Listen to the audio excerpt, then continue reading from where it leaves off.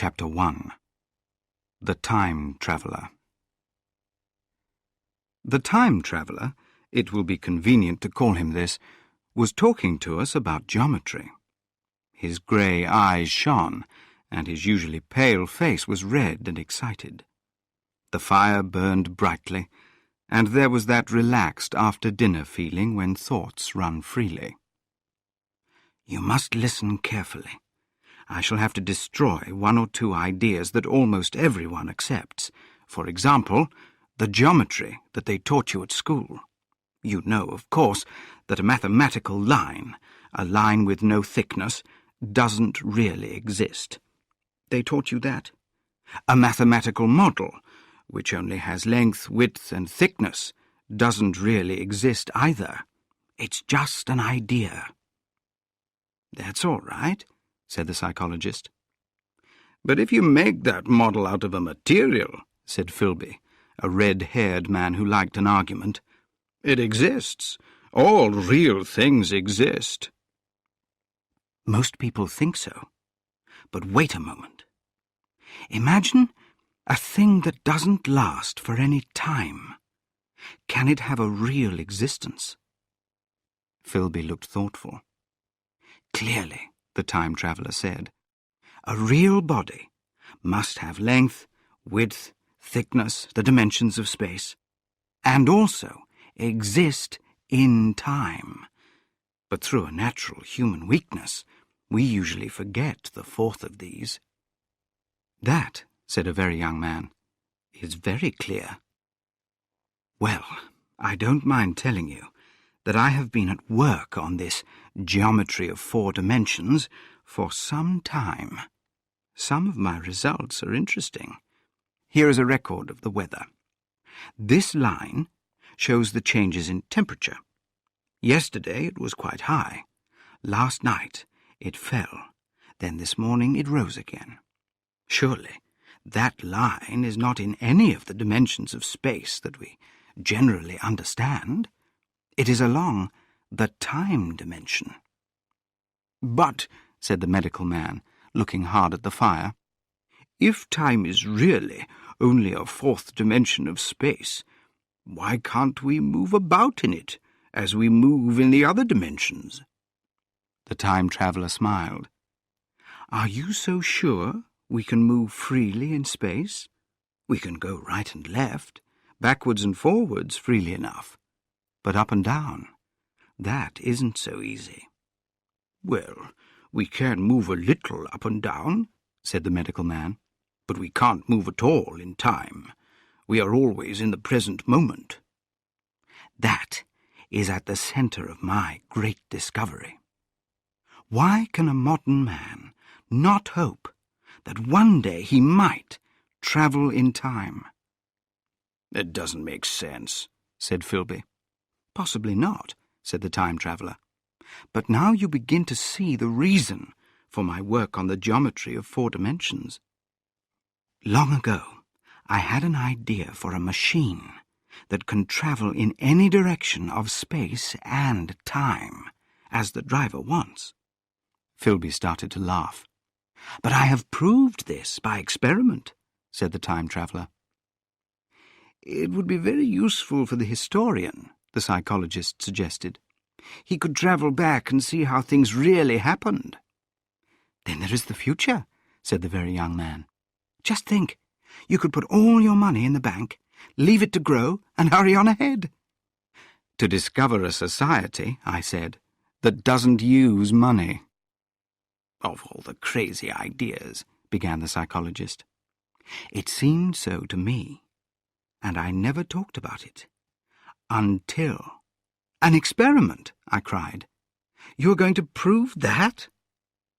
Let's see what you can do, said the psychologist, though I think it's all rubbish.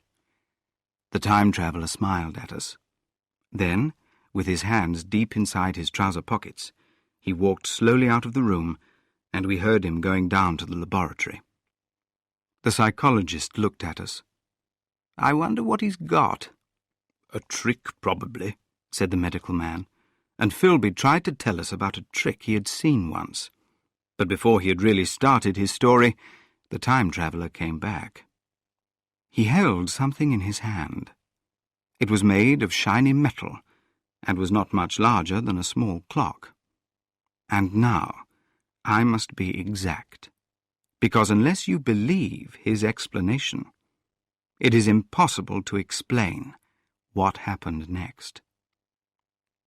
He took one of the small tables in the room and put it in front of the fire. On this, he placed the machine. Then he placed a chair next to it and sat down. The only other object on the table was a small lamp, the light of which fell on the model. I sat in a low chair nearest the fire, and I pulled this forwards, so I was almost between the time traveller and the fire. Philby sat behind him, looking over his shoulder. The medical man watched him from the right, the psychologist from the left. The very young man stood behind the psychologist. We were all wide awake. I cannot believe that a trick was played on us under these conditions. "This little thing," said the time traveller, resting his elbows on the table and pressing his hands together above the machine, "is only a model. It is my plan for a machine to travel through time. You will notice that it looks a little rough, and this bar has an odd, shining appearance. It looks quite unreal." He pointed to this part with his finger. "Also, here is one little white lever, and here is another." The medical man got out of his chair and looked closely into the thing. "It's beautifully made," he said. "It took 2 years to make," said the time traveller. Then, when we had all had a close look, he said, "Now, I want you to understand clearly that this lever sends the machine flying into the future, and this other one sends it into the past.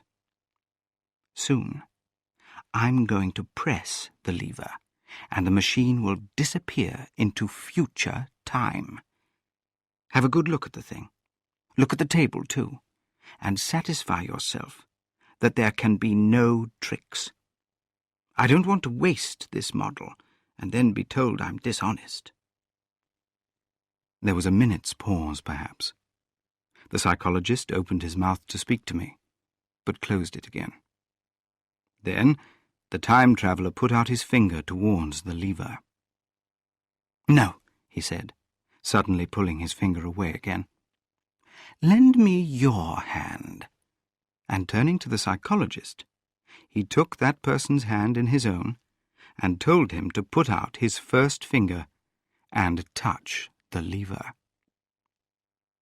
So, the psychologist himself sent the model time machine on its endless journey. We all saw the lever turn. I am completely certain there was no trick. There was a breath of wind, and the lamp flame jumped. The machine suddenly turned round, looked unclear, was seen like a ghost for a second, and was gone. Disappeared. Except for the lamp, the table was empty. Everyone was silent for a minute. Then the psychologist recovered from his surprise and looked under the table. The time traveller laughed cheerfully. "Well," he said. We all stared. "My friend," said the medical man quietly, "are you serious about this? Do you really believe that machine has travelled in time?" "Certainly," said the time traveller. "And I have a big machine nearly finished in there." He pointed to the laboratory. "And when that is put together, I intend to go on a journey myself." "You mean to say that that machine has travelled into the future?" said Philby. "Into the future or the past. I'm not completely sure which." After some time, the psychologist said, "It has gone into the past, if it has gone anywhere." "Why?" said the time traveller. "Because I'm quite sure that it hasn't moved in space, and if it travelled into the future, it would still be here all this time. It would have to travel through the time that is passing as we stand here." "But," I said, "if it travelled into the past, why wasn't it here when we first came into this room? And last Thursday, when we were here, and the Thursday before that?" "Let's be fair. These are serious questions," said Philby, turning towards the time traveller. "That can be explained," the time traveller said to the psychologist. "It's there, but can't be seen." "Of course," said the psychologist. "That's simple enough. Why didn't I think of it? We can't see it, in the same way that we can't see a bullet flying through the air. If it is travelling through time, 50 times or 100 times faster than we are, we can see only 1/50th or 100th of it." We sat and stared at the empty table for a minute or two. Then the time traveller asked us what we thought of it all. "It sounds believable enough tonight," said the medical man, "but it will seem different in the morning." "Would you like to see the time machine itself?" asked the time traveller. And then, taking the lamp in his hand, he led the way to the laboratory. I remember clearly how we all followed him, and how, in the laboratory, we saw a larger copy of the little machine. It was almost complete, but 2 bars lay unfinished on the table, and I picked one up for a better look. "Now listen," said the medical man. "Are you really serious?" "In that machine," said the time traveller, holding the lamp high, "I intend to travel in time. Is that clear? I was never more serious in my life." None of us knew what to say. I looked at Philby over the shoulder of the medical man, and he smiled at me.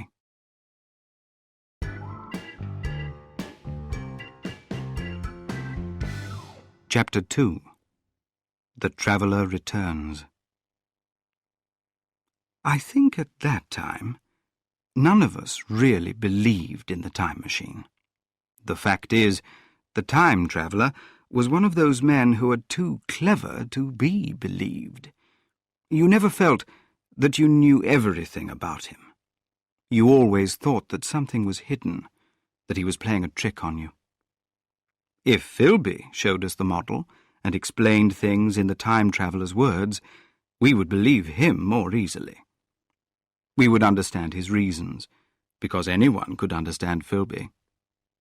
But the time traveller had a strong imagination, and we didn't really believe him. The next Thursday, I went to Richmond again, and, arriving late, found 4 or 5 men already in the sitting room. The medical man was standing in front of the fire, with a sheet of paper in one hand and his watch in the other. I looked around for the time traveller. "It's 7:30 now," said the medical man. "I suppose we'd better have dinner." "Where's our host?" I asked. "You have just come. It's rather odd. He has been delayed. He asks me in this note to start dinner at 7 if he's not back. He says he will explain when he comes." "It seems a pity to let the dinner spoil," said the editor of a well-known daily paper, and so the medical man rang the bell. Only the psychologist, the medical man, and myself had attended the first dinner.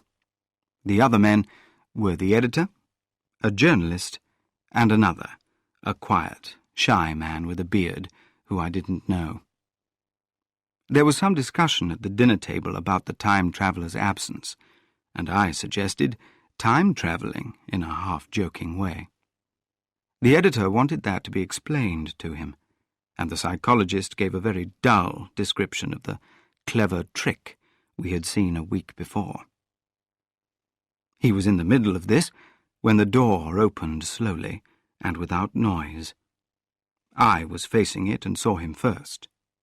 "Well," I said, "at last!" The door opened wider, and the time traveller stood in front of us. I gave a cry of surprise. "Oh, my friend, what's the matter?" cried the medical man, who saw him next. The others turned towards the door. He looked very strange. His coat was dusty and dirty, his hair untidy, and, it seemed to me, greyer, either with dust or because its colour had gone. His face was very pale, and his chin had a cut on it.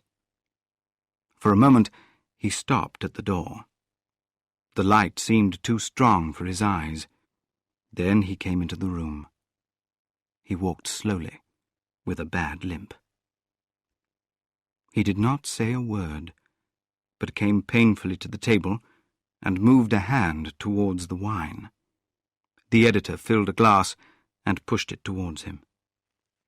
He drank it, and it seemed to do him good, because he looked round the table and smiled a little. "What have you been doing?" said the medical man. The time traveller did not seem to hear. "Don't let me worry you," he said in a tired voice. "I'm all right." He stopped, held out his glass for more, and drank it down. "That's good," he said. His eyes grew brighter, and a faint colour came to his face. Then he spoke again.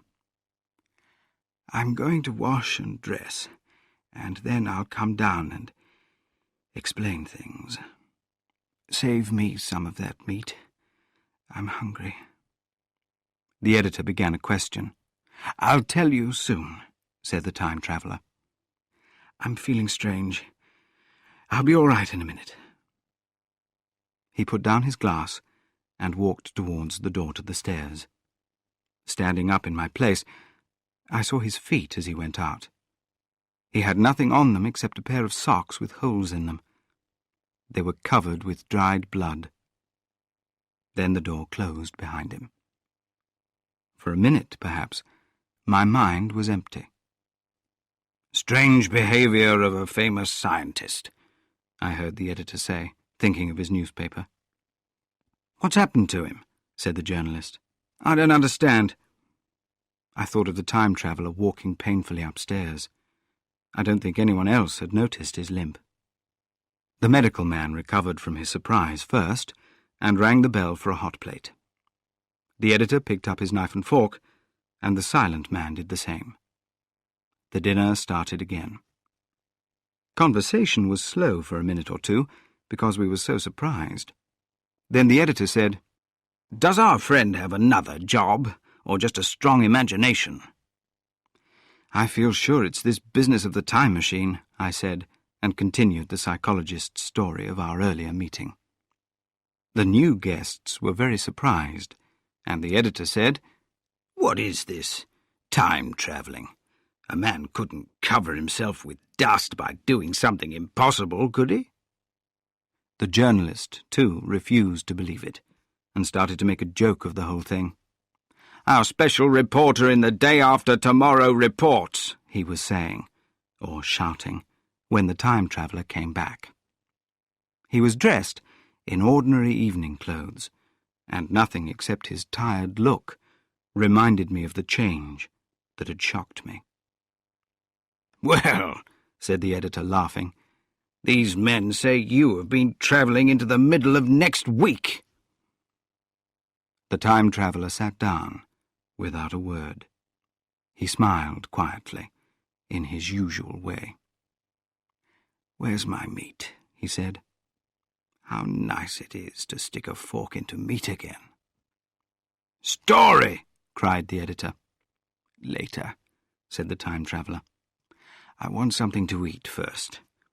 I won't say a word until I get some food into my stomach. Thanks, and the salt. One word, I said. Have you been time-travelling? Yes, said the time-traveller, with his mouth full. I'd give £1 a line for the story in your own words, said the editor. The time-traveller pushed his glass towards the silent man, who was staring at his face. He jumped a little, then poured him some wine. The rest of the dinner was uncomfortable. The journalist tried to relax us by telling funny stories. The medical man smoked a cigarette and watched the time-traveller closely. The silent man seemed nervous and drank a lot of wine. At last, the time-traveller pushed his plate away and looked round at us. I suppose I must apologize, he said. I was so hungry. I've had a most interesting time. He put out his hand for a cigarette. But come into the smoking room. The story is too long to tell over dirty plates. And he led the way. You have told these men about the machine? He said to me, sitting back in his chair and naming the 3 new guests. But the thing's just a trick, said the editor. I can't argue tonight. I don't mind telling the story, but I can't argue. I will, he continued, tell you the story of what has happened to me, if you like, but you mustn't interrupt. Most of it will sound like lies, but it is true, every word of it. I was in the laboratory earlier, and since then, I have lived 8 days. Days like no human being ever lived before. I am very tired, but I shan't sleep until I have told this thing to you. But no interruptions. Is it agreed? We all agreed, and the time-traveller began his story, as I have written it down. He sat back in his chair at first and spoke slowly. Afterwards, he got more excited. As I write it down, I feel the limits of pen and ink, and my own limits. You will read, I expect, with enough attention. But you cannot see the speaker's white, honest face in the bright circle of the little lamp, or hear his voice. Most of us listeners were in shadow. At first, each looked at the others. After a time, we stopped doing that, and looked only at the time-traveller's face.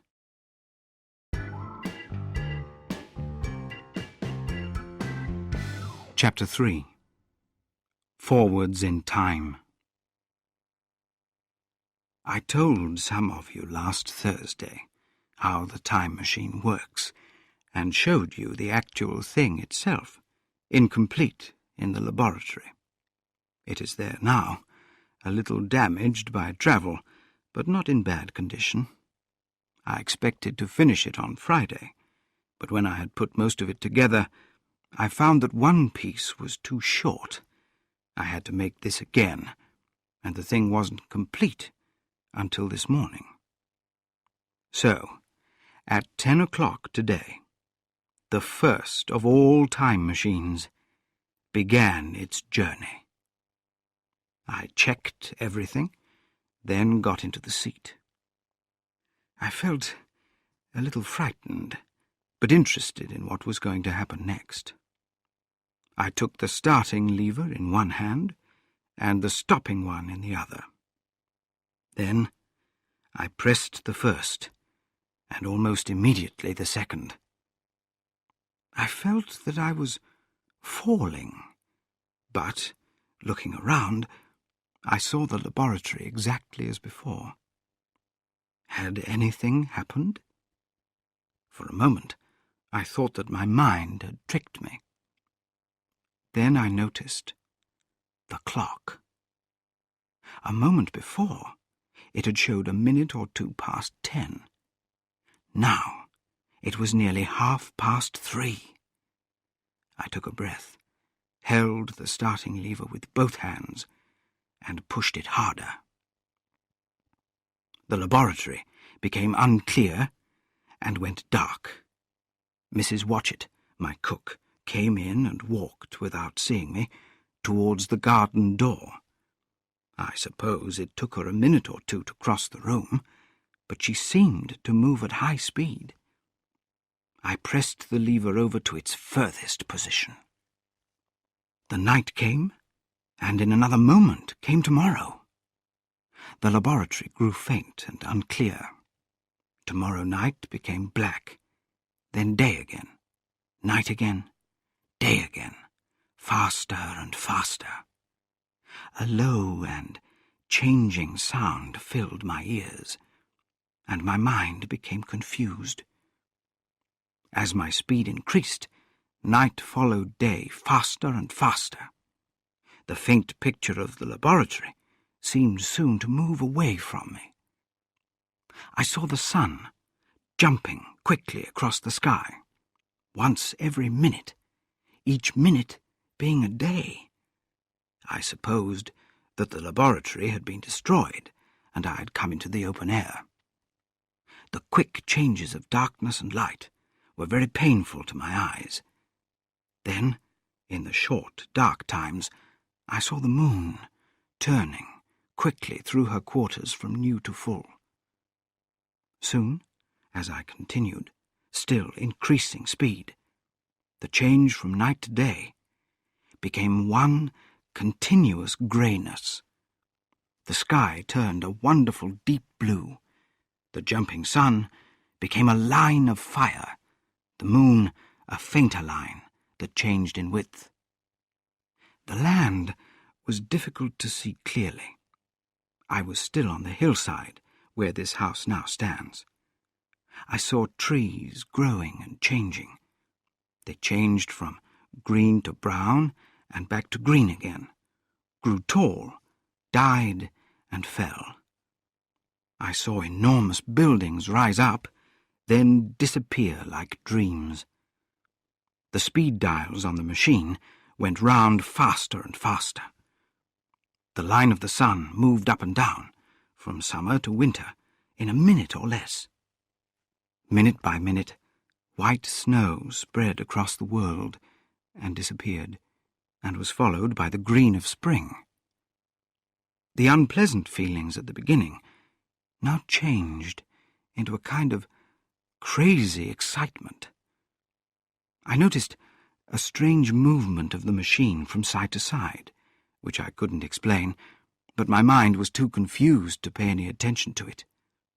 So, with a kind of madness growing in me, I threw myself into the future.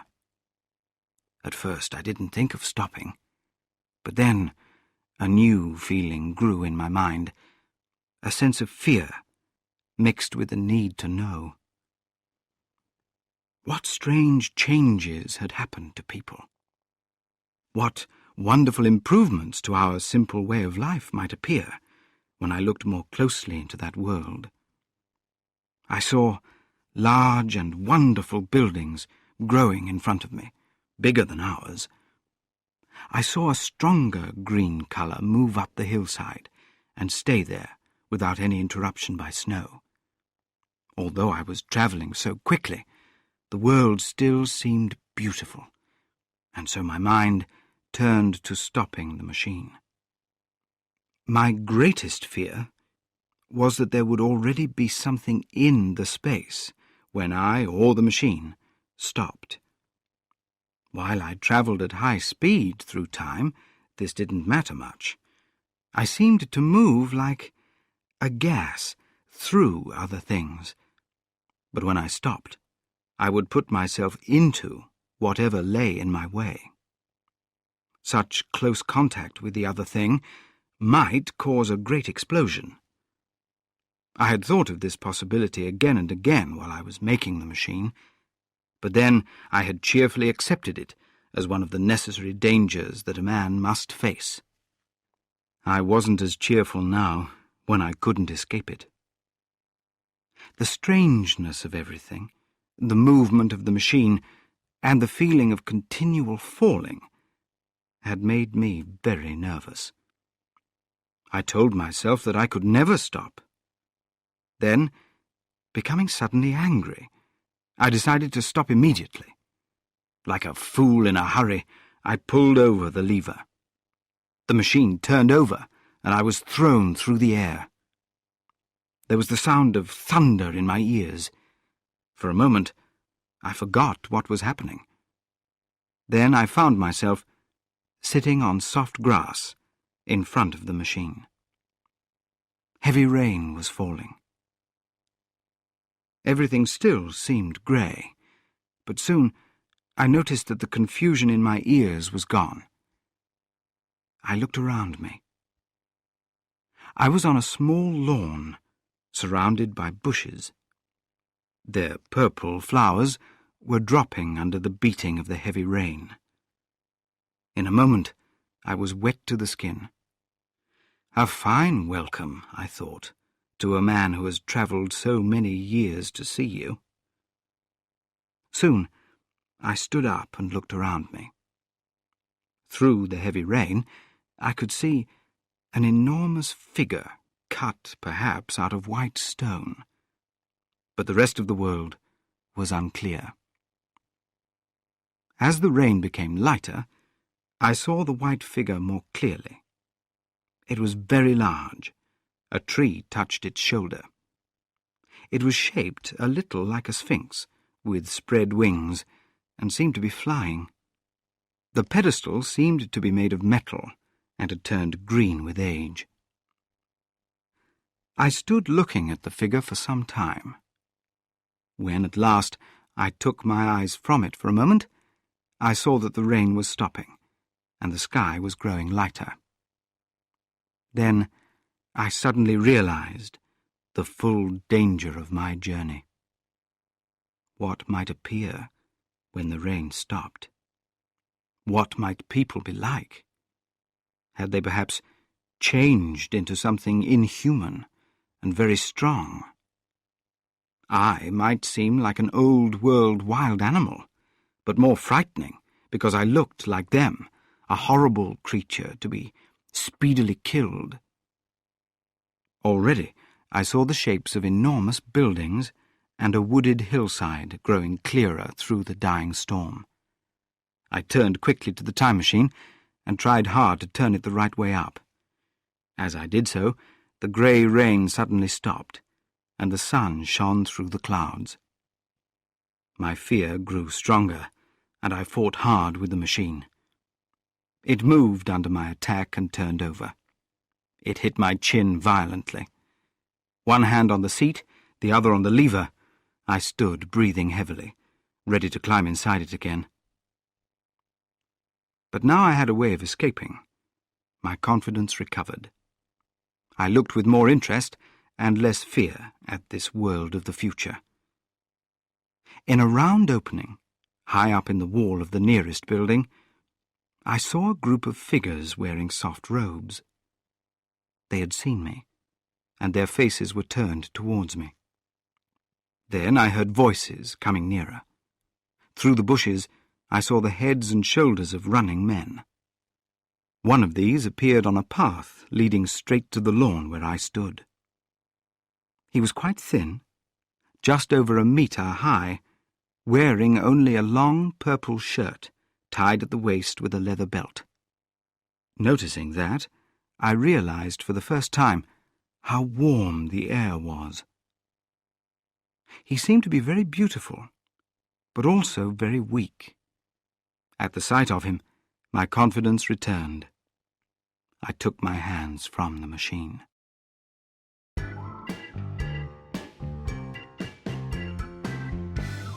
Chapter 4. The People of the Future. In another moment, we were standing face to face. I and this weak creature from the future. He came straight up to me and laughed into my eyes. I noticed immediately that he had no fear in him. Then he turned to the two others who were following him. He spoke to them in a strange and very sweet-sounding language. There were more coming, and soon a little group of perhaps 8 or 10 of these beautiful people were around me. One of them spoke to me. I don't know why, but I thought that my voice was too strong and deep for them. So I shook my head and, pointing to my ears, shook it again. He came a step forwards, stopped, and then touched my hand. Then I felt other soft little hands on my back and shoulders. They wanted to make sure that I was real. There was nothing at all frightening in this. In fact, these pretty little people had a relaxed and childlike gentleness that made me confident. And also, they looked so weak that I could imagine myself throwing the whole group of them to the ground. But I made a sudden movement to warn them when I saw their little pink hands touching the time machine. Fortunately, then, when it wasn't too late, I thought of the danger that I had forgotten. Reaching over the bars of the machine, I took out the little levers that would make it move. I put these in my pocket. Then I turned again to the little people to see how I could communicate. Looking closer at their faces, I saw some strange differences in their sweet prettiness. They all had the same wavy hair, and this came to a sharp end at the neck and below the ears. There was none growing on their faces, and their ears were very small. Their mouths were small too, with bright red, rather thin lips. Their little chins came to a point, and their eyes were large and gentle. Perhaps my sense of my own importance is too great, but I felt even then that they showed very little interest in me. Because they didn't try to speak to me, but simply stood smiling and speaking softly to each other, I began the conversation. I pointed to the time machine and to myself. Then, after thinking for a moment how to describe time, I pointed to the sun.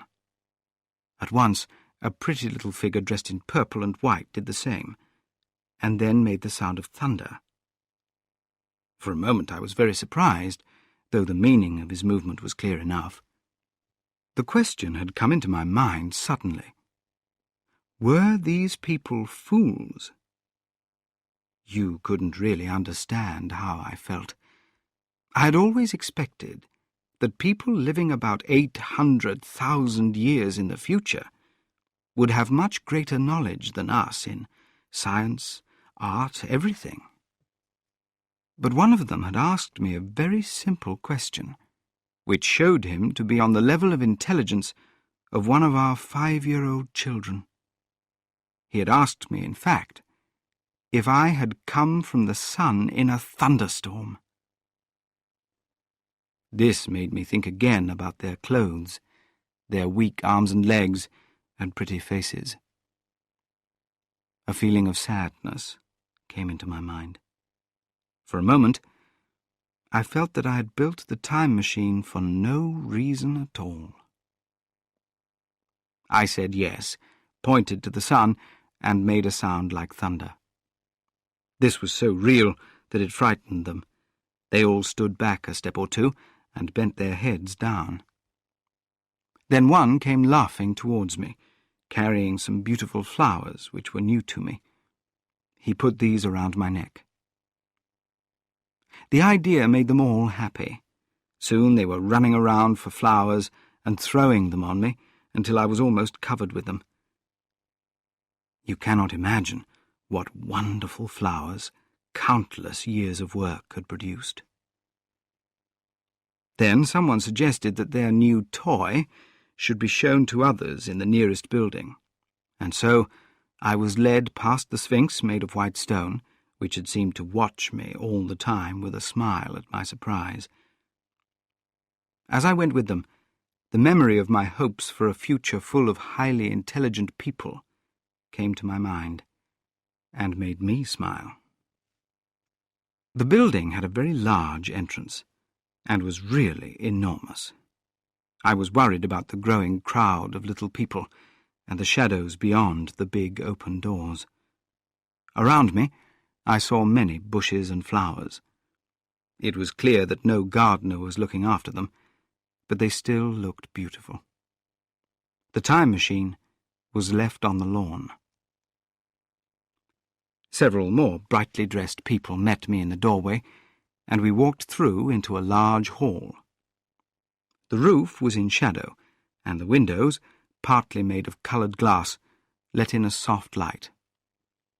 The floor was made of large pieces of a very hard, white metal, lower in places where people had clearly walked across it for hundreds of years. Along the length of the room were many tables, made of shiny stone, perhaps 1/2 metre above the floor, and on these were piles of fruit. Some I recognised as larger apples and oranges, but mostly they were strange. The people with me sat down around a table and made signs for me to do the same. They immediately began to eat the fruit with their hands. I was happy to follow their example, because I felt thirsty and hungry. As I did so, I took some time to look around the hall and noticed that the glass windows were broken in many places, and the curtains were thick with dust. The general effect, though, was very attractive. There were perhaps a couple of 100 people eating in the hall, and most of them were watching me with interest, their little eyes shining over the fruit they were eating. All of them were wearing the same soft but strong material. Fruit, I later learned, was all that they ate. These people of the future didn't eat meat, and while I was with them, although I missed it, I could only eat fruit too. In fact, I discovered later that horses, cows and sheep, and dogs had disappeared from Earth. But the fruits were very pleasant. When I had filled my stomach, I tried to learn some of the language of these new people. The fruits seemed an easy thing to start with, and holding one of these up, I began using questioning sounds and movements. I had great difficulty making them understand. At first, they stared in surprise and laughed. But soon, a fair-haired little female seemed to realize what I wanted and repeated a name. They had to talk for some time to explain things to each other, and when I first tried to make the sounds of their language, they were very amused. I felt like a teacher among children. But soon I at least knew a number of names for things, and even the verb to eat. It was slow work, though, and the little people soon got tired and wanted to get away from my questions, so I decided to let them give short lessons when they wanted to. And they were very short lessons, because I have never met people who are lazier or more easily tired. They used to come to me with happy cries of surprise, like children. But, like children, they soon stopped examining me and went away to find another toy. When the dinner ended, I noted the disappearance of almost all the creatures who had surrounded me at first. It is odd, too, how quickly I stopped caring about these little people. I was continually meeting more of them. They followed me a little distance, talked and laughed around me, smiled in a friendly way, then left me alone.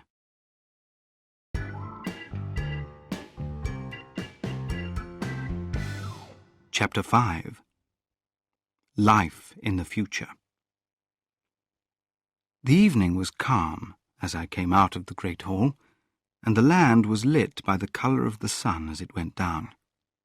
The big building was on the side of a wide river valley. but the Thames had moved a kilometre or two from its present position.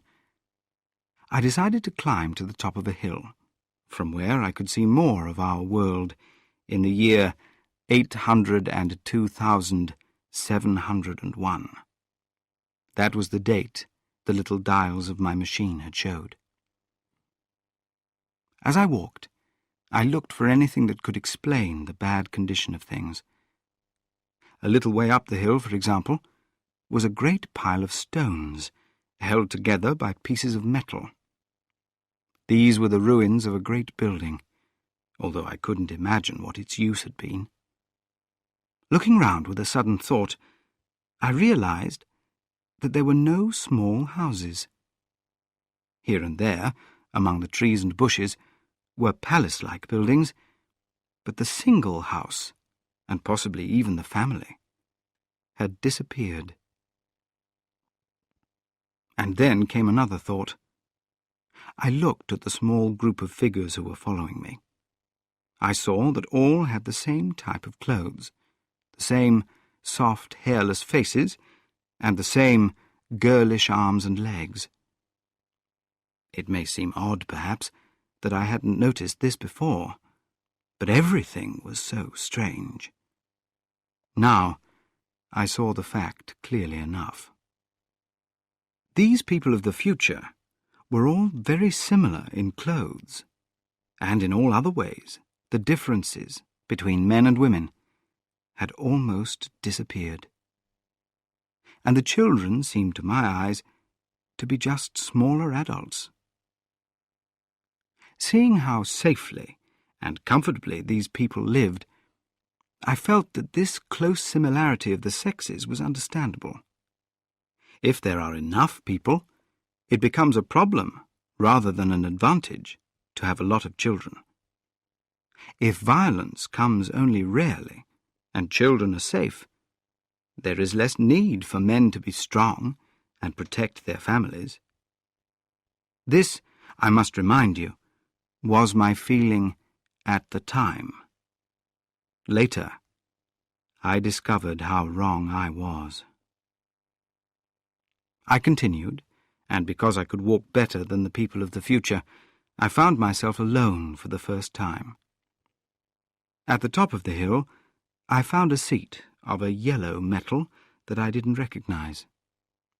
I sat down on it and looked at the wide view of our world under the sunset of that long day. It was as beautiful as I have ever seen. The west was burning gold, mixed with some purple and red. Below was the valley of the Thames, in which the river lay like a line of shining metal. As I watched, I began to try to understand the things I had seen. Afterwards, I realized I had only learned half the truth.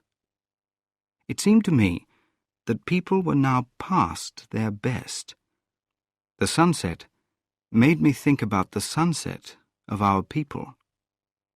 For the first time, I began to understand an odd result of the social changes we are trying to make at the moment. Strength comes because we need to be strong. Weakness comes when we feel safe. The work of improving the conditions of life, of making life safer and safer, had continued until nothing more could be done. The result was what I saw. The science of our time has attacked only a few human diseases, but it moves forwards. Farming today is still at an early stage. We improve our plants and animals very slowly. A new and better apple, a prettier and larger flower, a cow that gives more milk. One day, the whole world will be better organized and better. I knew that this change had been made, and made well, in the space of time across which my machine had jumped. The air was free of unpleasant insects. The earth was free of useless plants. Everywhere there were fruits and sweet and pleasant flowers. Beautiful birds flew here and there. and I saw no diseases during my stay. Social changes, too, had been made. I saw people living in fine buildings, beautifully dressed, but I hadn't yet found them doing any work. There were no signs of economic activity. The shop, the advertisement, buying and selling, all of these things are so important to us, and all of them were gone. It was natural in the evening that I had the idea of a social heaven. But this change in conditions has to produce changes in people. What is the cause of human intelligence and energy? Difficulties make people strong and clever, and help them to work together. And the family, with its protective love and selfishness, is there for the care of children. The love of parents helps to keep the young out of danger. Now, where were these dangers? I thought of the physical smallness of the people, their low intelligence, and those big ruined buildings. It strengthened my belief that humans, who had always fought against nature, had finally won, because after the fight comes quietness. People had been strong, energetic, and intelligent, and had used this energy to change their living conditions. And now they, too, had changed, because of the new conditions. No doubt the beauty of the buildings was the result of the last waves of the now purposeless energy of people. After that, they began to lead quieter lives. Even artistic activity would finally disappear, had almost disappeared in the time I saw. The people liked to cover themselves in flowers, to dance, and to sing in the sunlight. That was all they did. As I stood there in the growing dark, I thought that I had understood the whole secret of these pleasant people. Possibly their population control had worked too well, and their numbers had fallen instead of staying the same. That would explain the empty ruins. My explanation was very simple, and believable enough, as most wrong ideas are.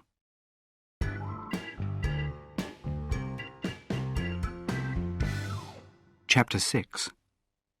Lost in Time. As I stood there, thinking about this too perfect success of humans, the full moon came up in the northeast. The little figures stopped moving around below me, and the night began to feel cold.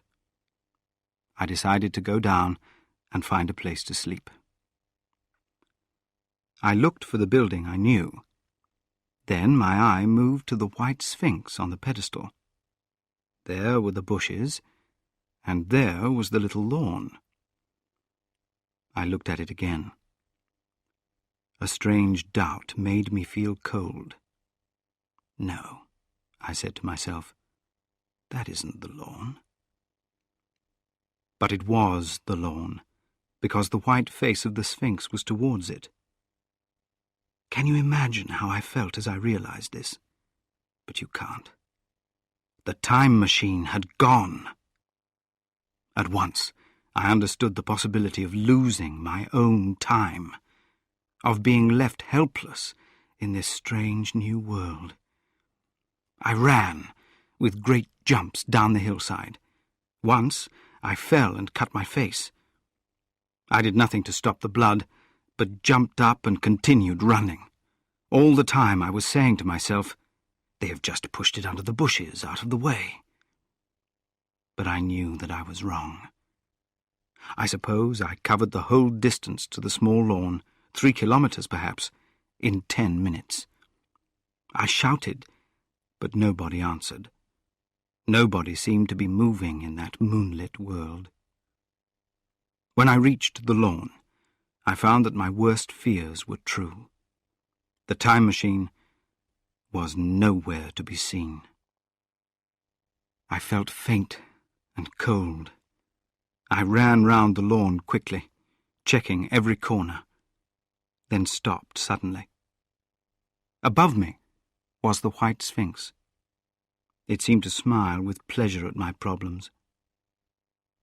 It is possible that the little people had put the machine in a safe place for me, but I didn't feel that they were either strong enough or caring enough to move it.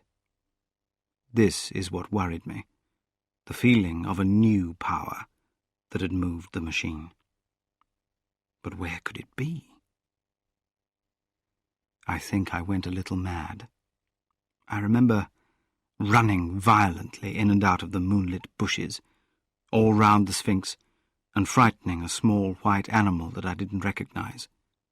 Then, crying and shouting, I went down to the great building of stone.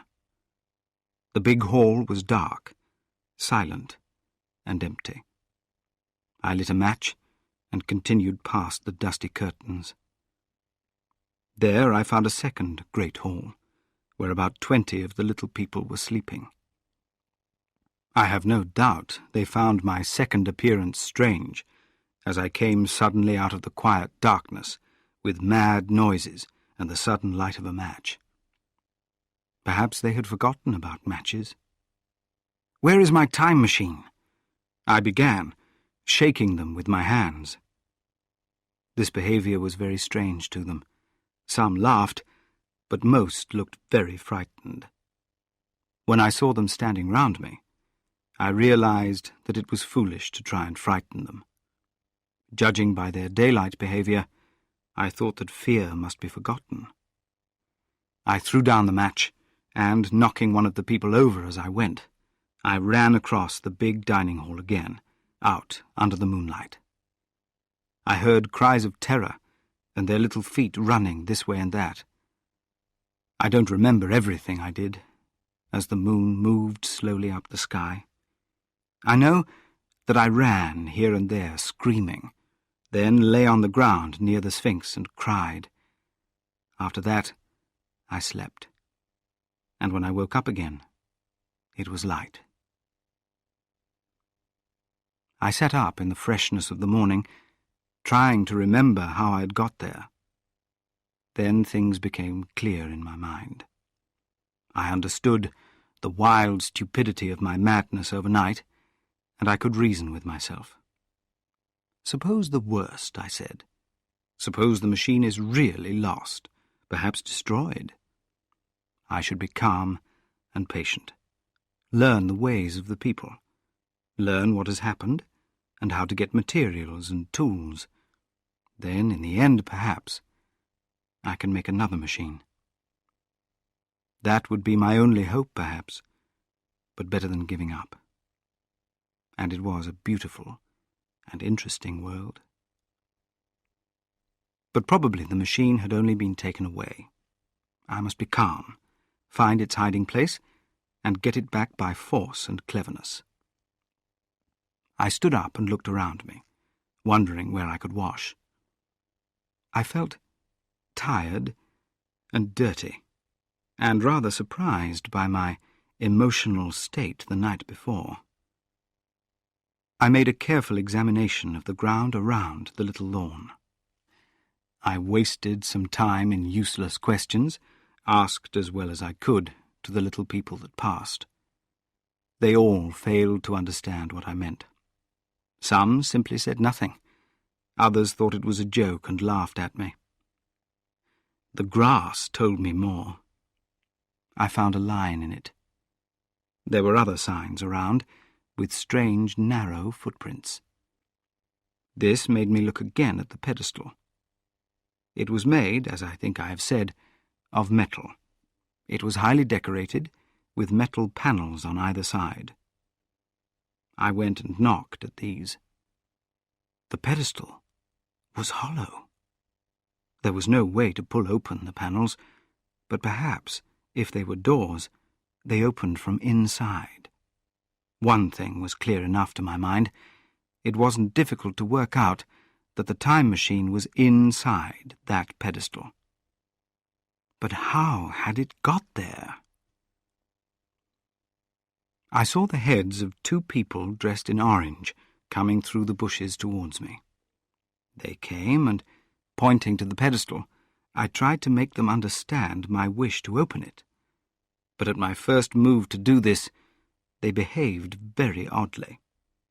I don't know how to describe their faces to you.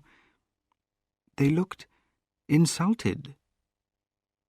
I tried a sweet-looking man in white next, with exactly the same result. He made me feel ashamed of myself. But as you know, I wanted the time machine, and I tried him again. As he turned away, like the others, I lost my temper. In 3 steps I was after him, took him by the loose part of his robe round the neck, and began pulling him towards the pedestal. Then I saw the fear on his face, and I let him go. But I wasn't beaten yet. I hit the metal panels with my hands. I thought I heard something move inside. To be exact, I thought I heard a sound like a laugh. But perhaps I was mistaken. Then I got a big stone from the river and hit the metal until I had flattened part of the decoration. The little people could hear the noise a kilometre away in all directions, but they did nothing. I saw a crowd of them on the hillside, looking at me in a frightened way. At last, hot and tired, I sat down to watch the place. But I was too impatient to watch for long. I could work at a problem for years, but I was unable to wait, inactive for 24 hours. I got up after a time and began walking aimlessly through the bushes towards the hill again. Patience, I said to myself. If you want your machine again, you must leave that pedestal alone. If they intend to take your machine away, it won't help if you destroy their metal panels. If they don't, you will get it back when you can ask for it. Face this world. Learn its ways. Watch it. Be careful of guessing its meaning too quickly. In the end, you will find an answer to it all. Then suddenly, the humour of the situation came into my mind, the thought of the years I had spent in study and work to get into the future age, and now my impatience to get out of it. I had put myself into the most hopeless situation a man could ever imagine. I couldn't help laughing at myself.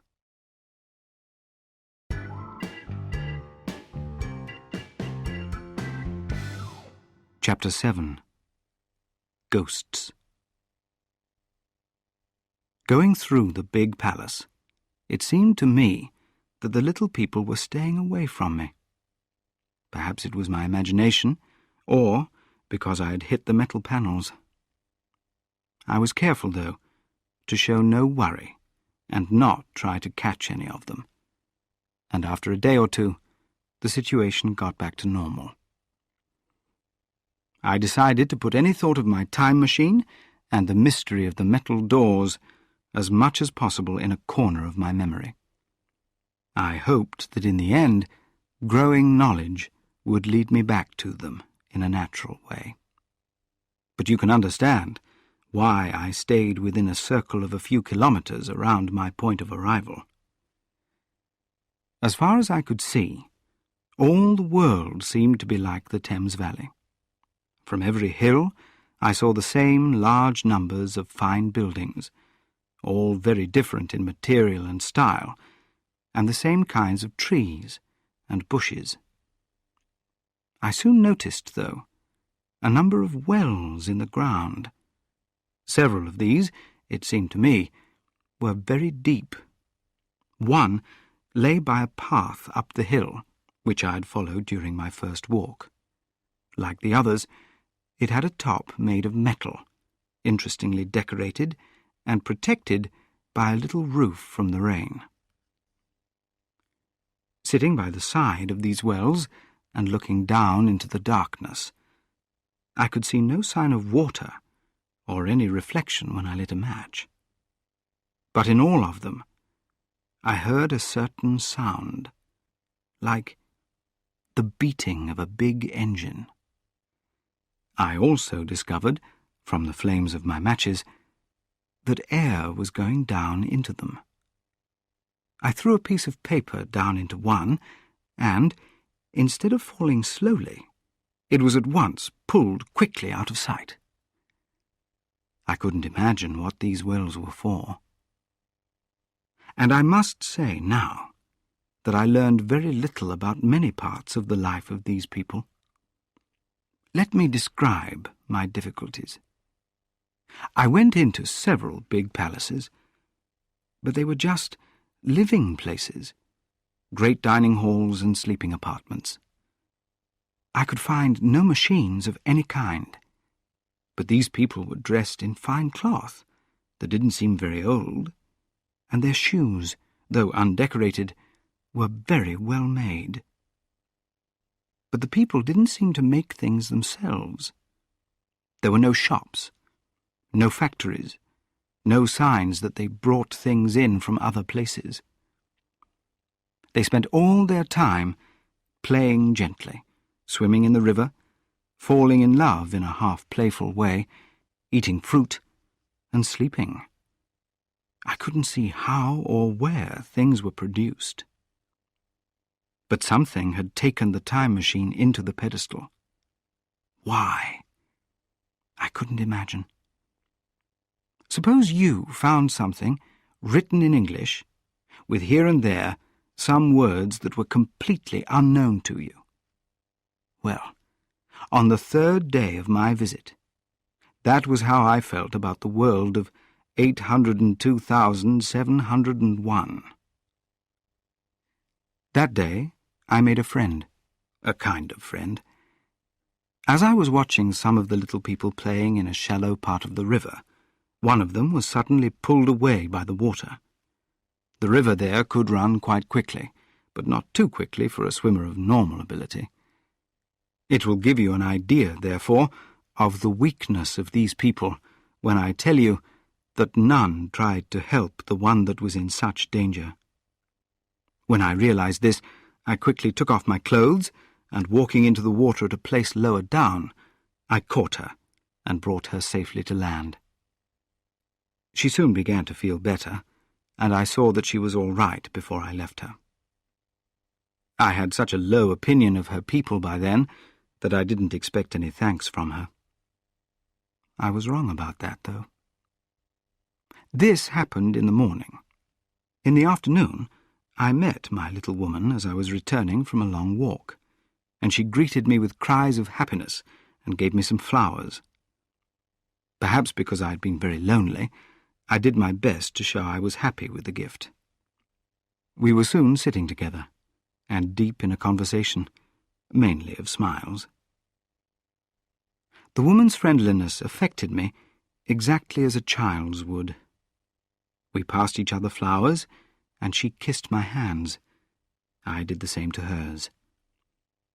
Then I tried to talk, and found that her name was Weena.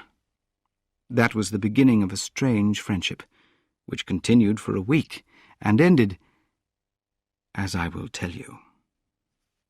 She was exactly like a child. She wanted to be with me always. She wanted to follow me everywhere, and on my next journey around the area, I walked fast and tried to leave her behind. She gave up at last, calling after me rather sadly. But the problems of the world had to be solved, and I hadn't, I said to myself, come into the future to start a relationship. She was, though, a very great comfort. When it was too late, only when it was too late, I clearly understood how badly she felt when I left her, and what she meant to me. By seeming fond of me, and by showing in her weak way that she cared for me, the little person soon gave my returns to the place of the White Sphinx almost the feeling of coming home. I used to watch for her when I came over the hill. From her, too, I learned that fear had not yet left the world. She was fearless enough in the daylight, but she hated the dark shadows. Darkness, to her, was the one thing to be frightened of. It was a very strong emotion, and I started thinking and watching. I discovered then, among other things, that these people got together in the great houses after dark and slept in groups. I never found one outside alone, and if I entered the room without a light, I made them very afraid. But I was such a fool that I missed the lesson of that fear, and although it made Weena unhappy, I slept away from the others. It worried her greatly, but in the end her feelings for me won. For 5 of the nights of our friendship, including the last night of all, she slept with her head on my arm. But my story is running away from me as I speak of her. On the night before I met her, I was woken very early in the morning. I had slept badly, dreaming that I was under water and that fish were touching my face. I woke suddenly, and with the odd feeling that a greyish animal had just rushed out of the room. I tried to go to sleep again, but I felt uncomfortable. It was that grey hour when things are just appearing from the darkness, but are still unreal. I got up, went down into the great hall, and out onto the stones in front of the palace. I thought I would go and watch the sun come up. The moon was going down, and the dying moonlight and the first light of day were mixed in a pale half-light. The bushes were inky black, the ground a dark grey, and up on the hillside I thought I could see ghosts. 3 times I saw white figures, and twice I thought I saw a single white animal running quickly on 2 legs. Near the ruins, I saw a group of them carrying a dark body. They moved quickly, and it seemed that they disappeared among the bushes. The light was still unclear, you must understand. I was experiencing that cold, uncertain, early morning feeling you may know, and I doubted my eyes.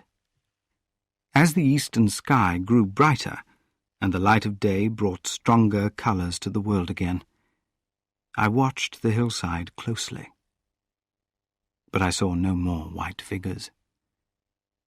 I thought about them all morning, or at least until I had to get Weena out of the river. I connected them in some way with the white animal I had touched in my first mad search for the time machine. It was more pleasant to think about Weena, but these ghosts would soon take much stronger control of my mind.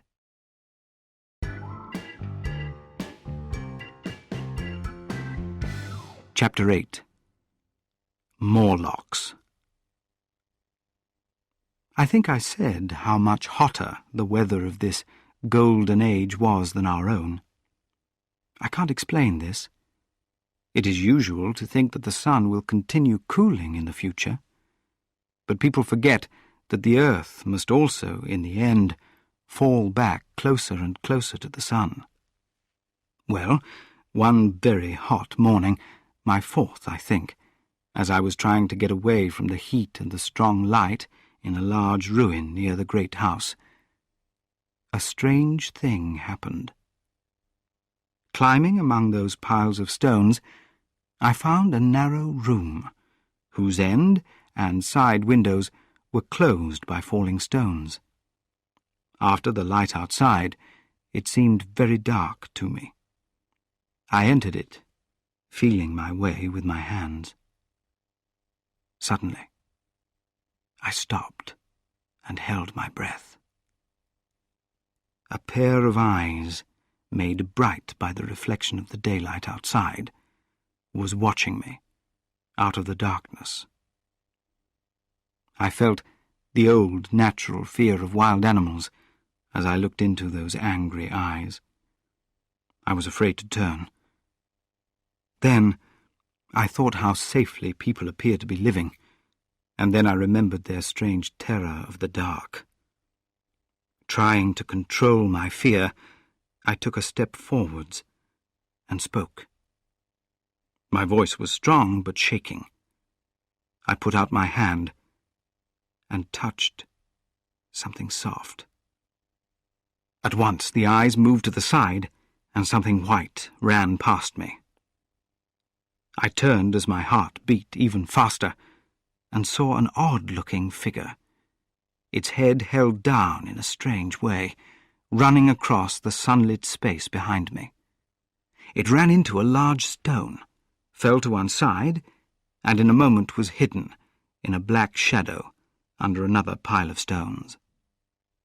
It went too fast for me to see clearly, but I know it was a dull white, and had strange, large, greyish-red eyes. Also, there was fair hair on its head and down its back. I can't say whether it ran on 4 legs or only with its arms held very low. After a few seconds, I followed it into the second pile of ruins. I couldn't find it at first, but, after some time in the deep darkness, I saw one of those round, well-like openings that I've told you about, half closed by a large fallen stone. A sudden thought came to me. Had the thing disappeared down the well?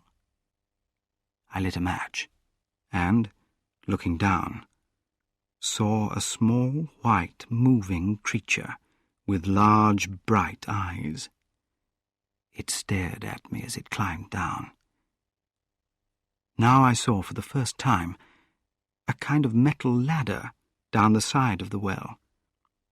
Then the light burned my fingers and fell out of my hand, going out as it dropped. I lit another, but the horrible little creature had disappeared. I don't know how long I sat staring down that well. Time passed before I could make myself believe that I had seen something human. But slowly I began to understand the truth, that humans hadn't stayed as one species, but had become 2 different animals. My pleasant children of the upper world weren't alone. And what, I wondered, was this creature of the dark doing in my idea of a perfectly organized society? What was its relationship with the calm laziness of the beautiful upper world people? And what was hidden down there?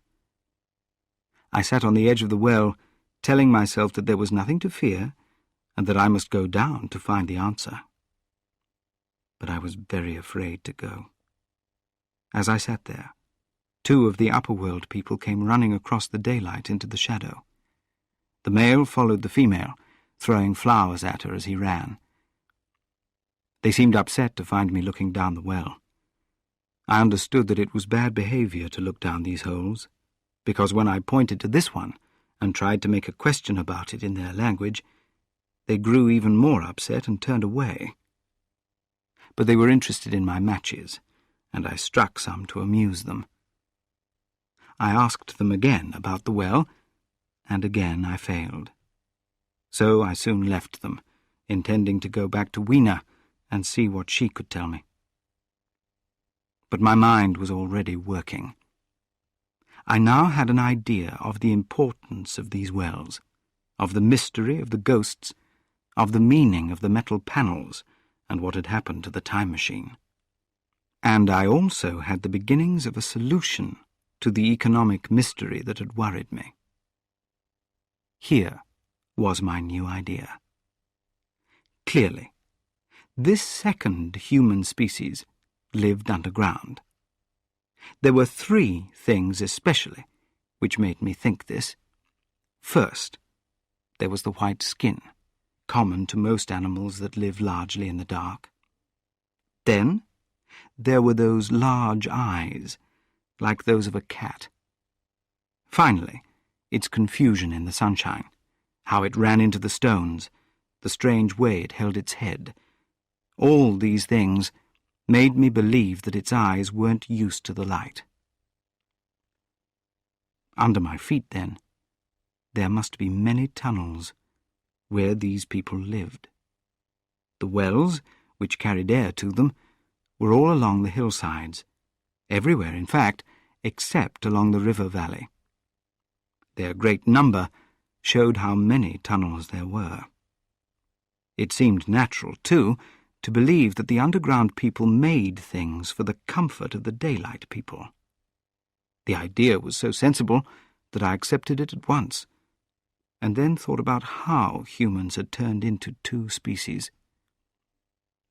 Starting with the problems of our own age, it seemed clear to me that the widening of the social difference between the worker and the manager explained the whole situation. Even now, we can see the beginnings of this. We have begun to make use of underground space. We have railways, underground workrooms, and restaurants, and these are becoming more common. It was clear, I thought, that workers had begun to go underground into larger and larger factories, spending more and more of their time there, until, in the end. Also, the increasing difference between the social classes made marriage between them less and less frequent. So above the ground now were the haves, looking for pleasure and comfort and beauty, and below ground the have-nots, the workers, changed by the demands of their jobs. When they were there, they had to pay rent, and not a little of it, for the air coming to their homes. If they refused, they would die. If they couldn't live in this way, they would also die. In the end, everyone living underground would be used to the conditions of their life, and as happy in their way as the upper world people were. This, I must warn you, was my explanation at the time. It may be completely wrong, but I still think it is the best one. But I think this way of life had worked better in the past. The upper world people had become too safe, and so had become smaller, weaker, and less intelligent. I didn't yet know what had happened to the underground people, but I could imagine that the changes to the Morlocks, that I discovered later was their name, were even greater than the changes to the Eloi, the ones I already knew. Then came worrying doubts. Why had the Morlocks taken my time machine? I felt sure they had taken it. Why, too, if the Eloi were in control, could they not get my machine back for me?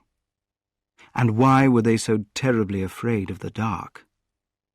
As I have said, I questioned Weena about this underworld, but I learned nothing from her. At first, she didn't understand my questions, and later she refused to answer them. The whole subject seemed too unpleasant. And when I asked her again, perhaps a little loudly, she began to cry. They were the only tears, except my own, that I ever saw in that golden age. When I saw those tears, I stopped worrying about the Morlocks. I lit a match, and very soon she was smiling again.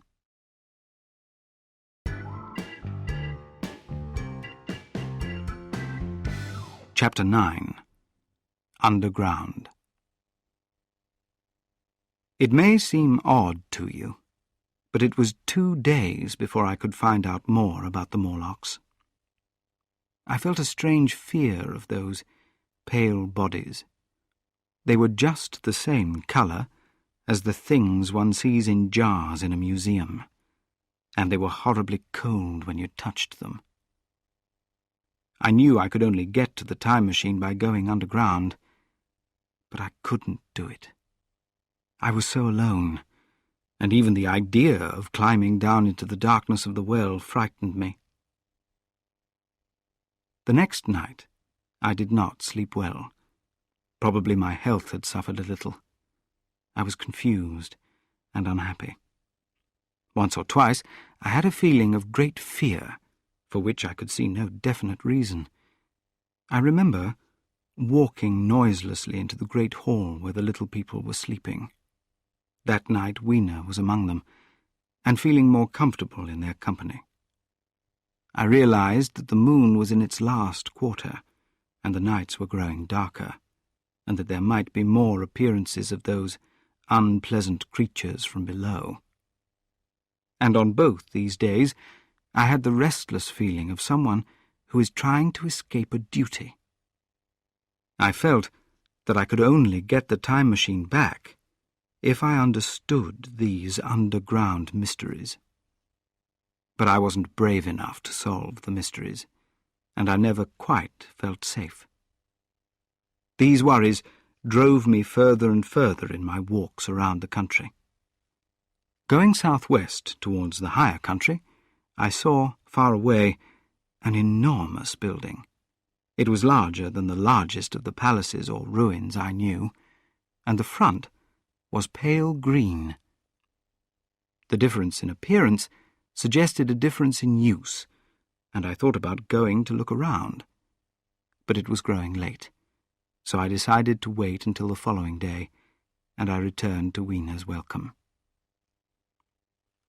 But the next morning, I realized that my interest in the Green Palace was just helping me to delay an experience I was afraid of. I decided that I would go down without wasting any more time, and walked in the early morning towards a well near the ruins. Little Weena danced beside me to the well, but when she saw me bend over the opening and look down, she seemed upset.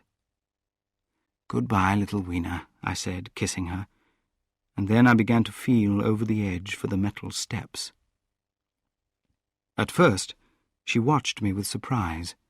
Then she gave a most heart-breaking cry, and running to me, began to pull at me with her little hands.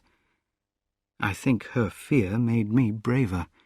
I shook her off, and in another moment I was inside the well. I saw her frightened face over the top, and smiled to make her feel better. I had to climb down a well, perhaps 200 meters deep. There were metal bars all the way down, but these were made for a person much smaller and lighter than I was, and I was quickly tired by the climb. And not simply tired. One of the bars bent suddenly under my weight and almost threw me off into the blackness below. For the moment, I hung by one hand, and after that, I didn't dare to rest again. Although my arms and back were very painful, I continued climbing down as quickly as possible. Looking up, I saw the opening, a small blue circle, where Weena's head was round and black. The noise of a machine grew louder. Everything, except that little circle above, was very dark, and when I looked up again, she had disappeared. I was in great discomfort and thought of going up again, but I continued to climb down. At last, with great happiness, I saw, 1/2 meter to the right of me, a thin opening in the wall. Pulling myself in, I found it was the start of a narrow tunnel in which I could lie down and rest. It was not too soon. I lay there, I don't know how long, until I felt a soft hand touching my face. Quickly, getting to my feet in the darkness, I pulled out my matches. I struck one and saw 3 white figures moving quickly back, away from the light. Their eyes, unusually large from living in darkness, were like those of deep-water fish, and reflected the light in the same way. I have no doubt they could see me, and they didn't seem to have any fear of me, only of the light. The thought of running away was still in my mind, but I told myself that the job had to be done. As I felt my way along the tunnel, the noise of machinery grew louder. Soon I came to a large open space, and, striking another match, saw that I had entered an enormous underground room. It stretched into total darkness beyond my light. Great shapes, like large machines, rose out of the darkness and made strange shadows in which I could see the shapes of Morlocks hiding. The air wasn't very fresh, and there was a faint smell of fresh blood. Some way down the central path was a little table of white metal, covered with food. So the Morlocks at least were meat-eaters. Even at the time, I remember wondering what large animal still lived to produce the red piece of meat that I saw. Then the match burned down to my fingers and fell, a moving red spot in the darkness. I have thought since then how very badly prepared I was for such an experience.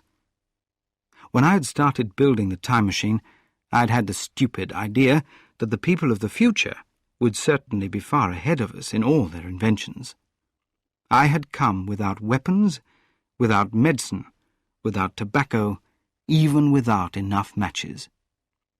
I didn't even think of bringing a camera, so I couldn't take a picture of that underworld to examine later. I stood there, with only the weapons that nature had given me, hands, feet, and teeth, and the 4 matches that I had left.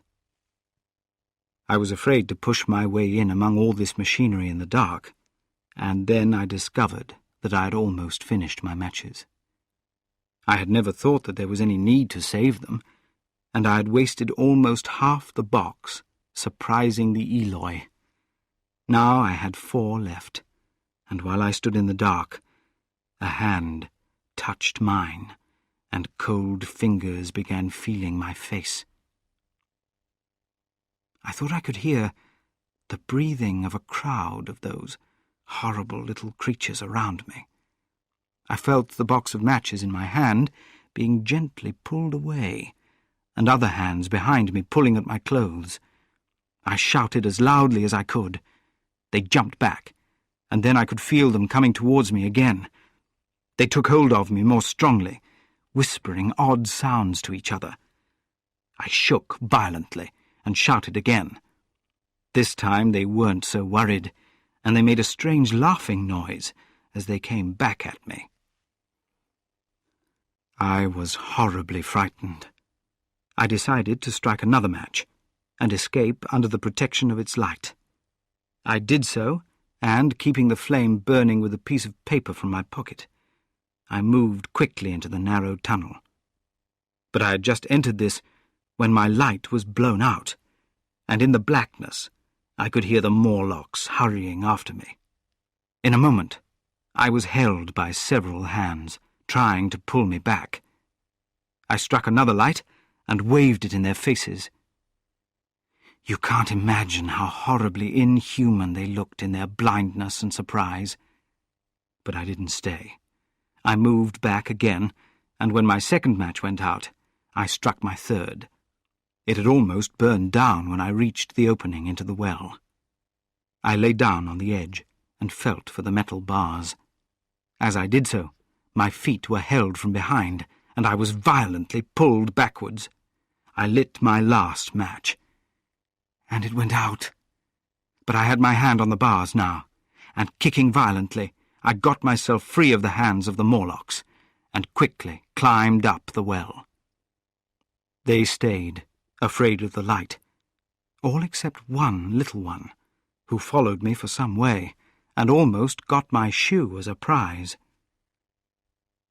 That climb never seemed to end.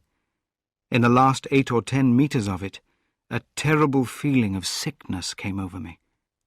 I had the greatest difficulty holding the bars. Several times I thought that I might fall. At last, though, I got over the top of the well and walked shakily out of the ruin into the blinding sunlight. I fell on my face. Even the earth felt sweet and clean. Then I remember Weena kissing my hands and ears, and the voices of others among the Eloi. Then, For a time, I remember nothing.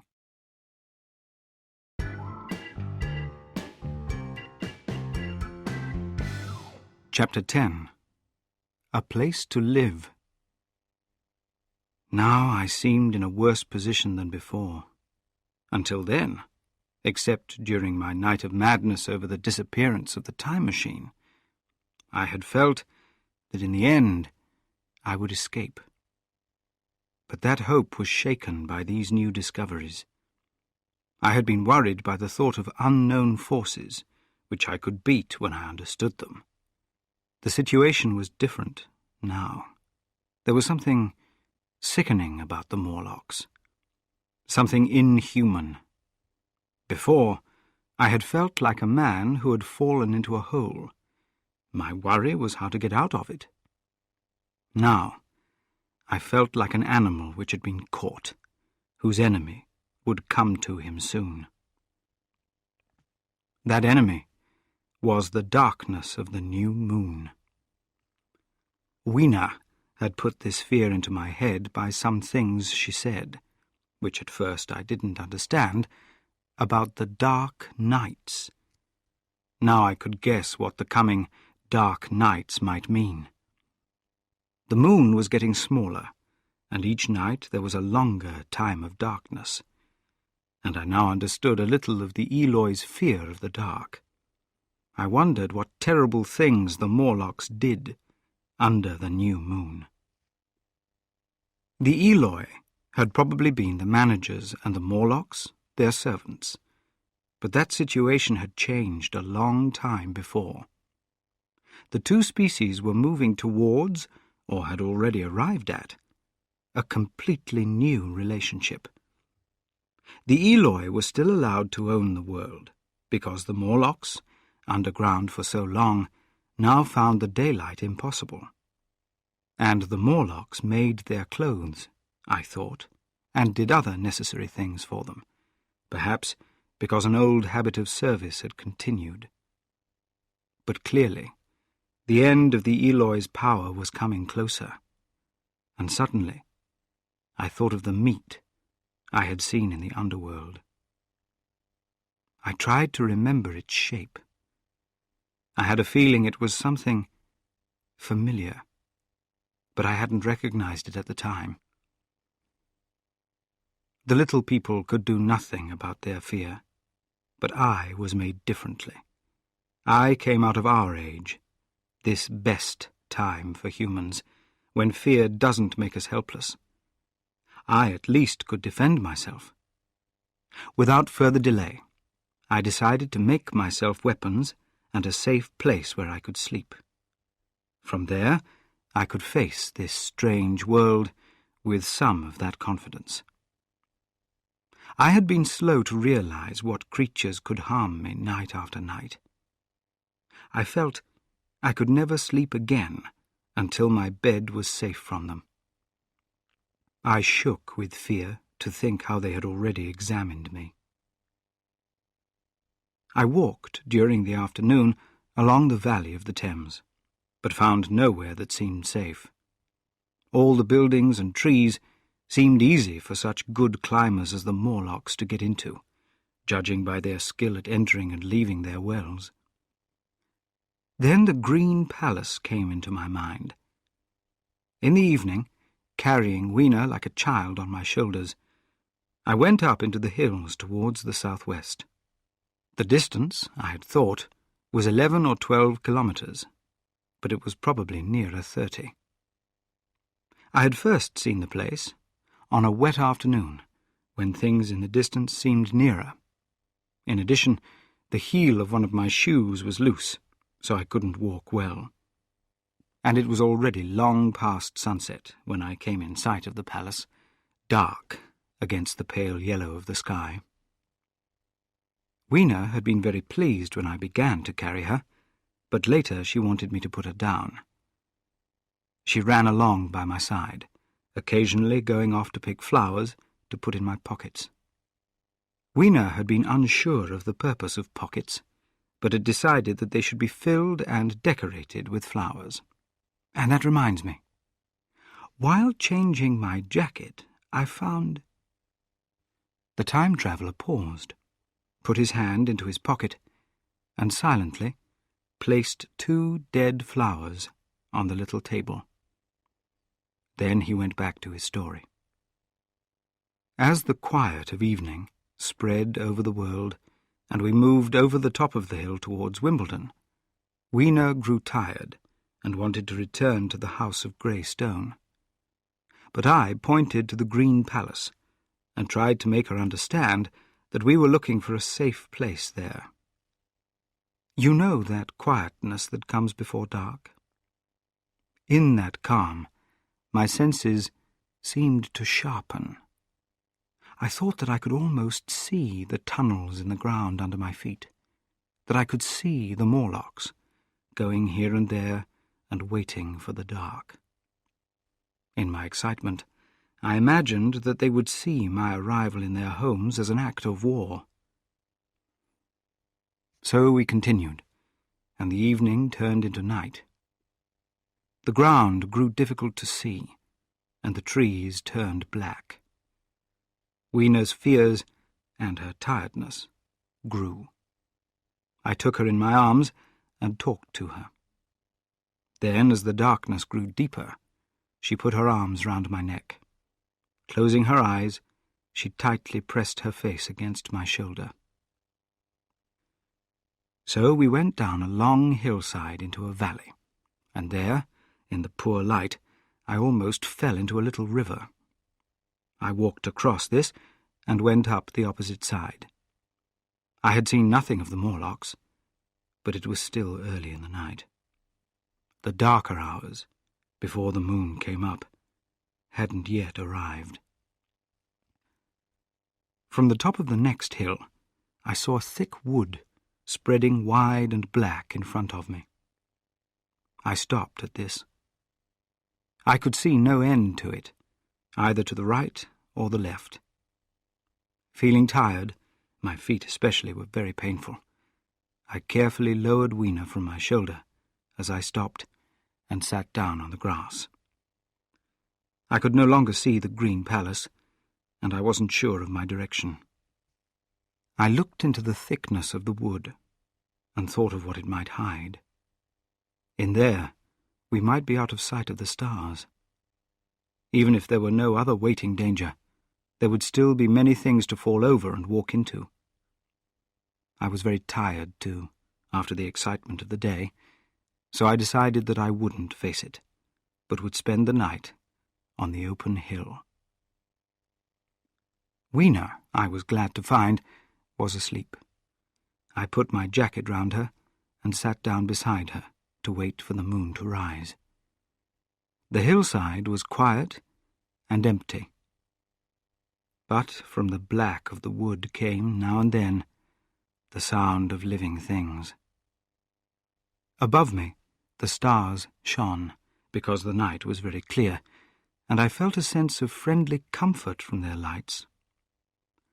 All the familiar old ones had moved in the sky, rearranged in new groups during countless human lifetimes. As I looked at all these stars, I suddenly felt that my problems were smaller. I thought of their distance and their slow movements out of the unknown past into the unknown future. And in my time-travelling forwards, all the activity, the traditions, the organizations, the nations, languages, literature, hopes, even the memory of humans as I knew them, had totally disappeared. Instead, there were these weak people who had forgotten their great history and the white things of which I was so afraid. Then I thought of the great fear between the two species. I thought about the meat that I had seen. And for the first time, I understood what it might be. But the thought was too horrible. I looked at little Weena, sleeping beside me, her face white under the stars, and put the thought from my mind. Through that long night, I kept my mind off the Morlocks as well as I could. I passed the time by trying to find signs of the old groups of stars in the sky. No doubt I slept a little. Then, as time passed, there came a soft light in the eastern sky, and the old moon came up, thin and pointed and white. And close behind, and stronger, came the light from the sun. No Morlocks had come near us. In fact, I had seen none on the hills that night, and in the confidence of the new day, it almost seemed to me that I had been wrong to be afraid. I stood up and found my foot with the loose heel was painful, so I sat down again, took off my shoes, and threw them away. I woke Weena, and we went down into the wood, now green and pleasant instead of black and unwelcoming. We found some fruit there to eat for breakfast. We soon met other Eloi, laughing and dancing in the sunlight. And then I thought again of the meat that I had seen.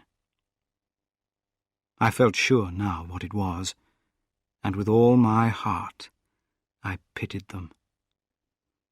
Clearly, at some time in the past, the Morlocks hadn't been able to find enough food. Possibly, they had lived on rats and similar animals. Now the Eloi were like fat cows, which the Morlocks kept and hunted. And there was Weena, dancing at my side. I tried to think more scientifically and less emotionally. Perhaps this was a punishment for human selfishness. Some people had been happy to live from the work of others. They had said this was necessary, and in time it had become equally necessary for their workers to eat them. But this attitude was impossible. It didn't matter how unintelligent they were. The Eloi still looked human. I understood their situation, and I felt their fear. I had at that time no clear ideas about what I should do. I thought I could find a safe place and make myself some weapons out of metal or stone. Next, I hoped to find a way of making fire, so I would have the weapon of a torch. I knew that nothing would work better against these Morlocks. Then, I wanted to find a way of breaking open the metal panels under the white sphinx. I felt that if I could enter those doors and carry a light in front of me, I would discover the time machine and escape. I couldn't imagine that the Morlocks were strong enough to move it far away. I had decided to bring Weena with me to our own time, and thinking about plans like these, we walked towards the building, which I had chosen as our home.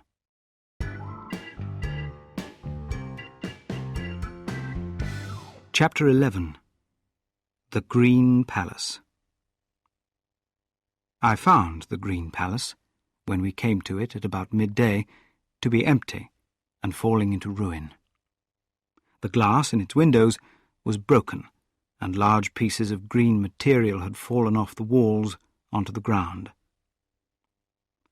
It stood high on a grassy hill, and, looking towards the northeast before I entered it, I was surprised to see a large river where I thought Wandsworth and Battersea had been in the past. I thought then of what had happened, or might be happening, to the living things in the sea. Along the front of the palace, I saw writing in an unknown language. I thought rather foolishly that Weena might help to understand this, but I only learned that the idea of writing had never entered her head. She always seemed to me, I imagine, more human than she was, perhaps because her love was so human. Inside the large door, which was open and broken, we found, instead of the usual hall, a long room lit by many side windows.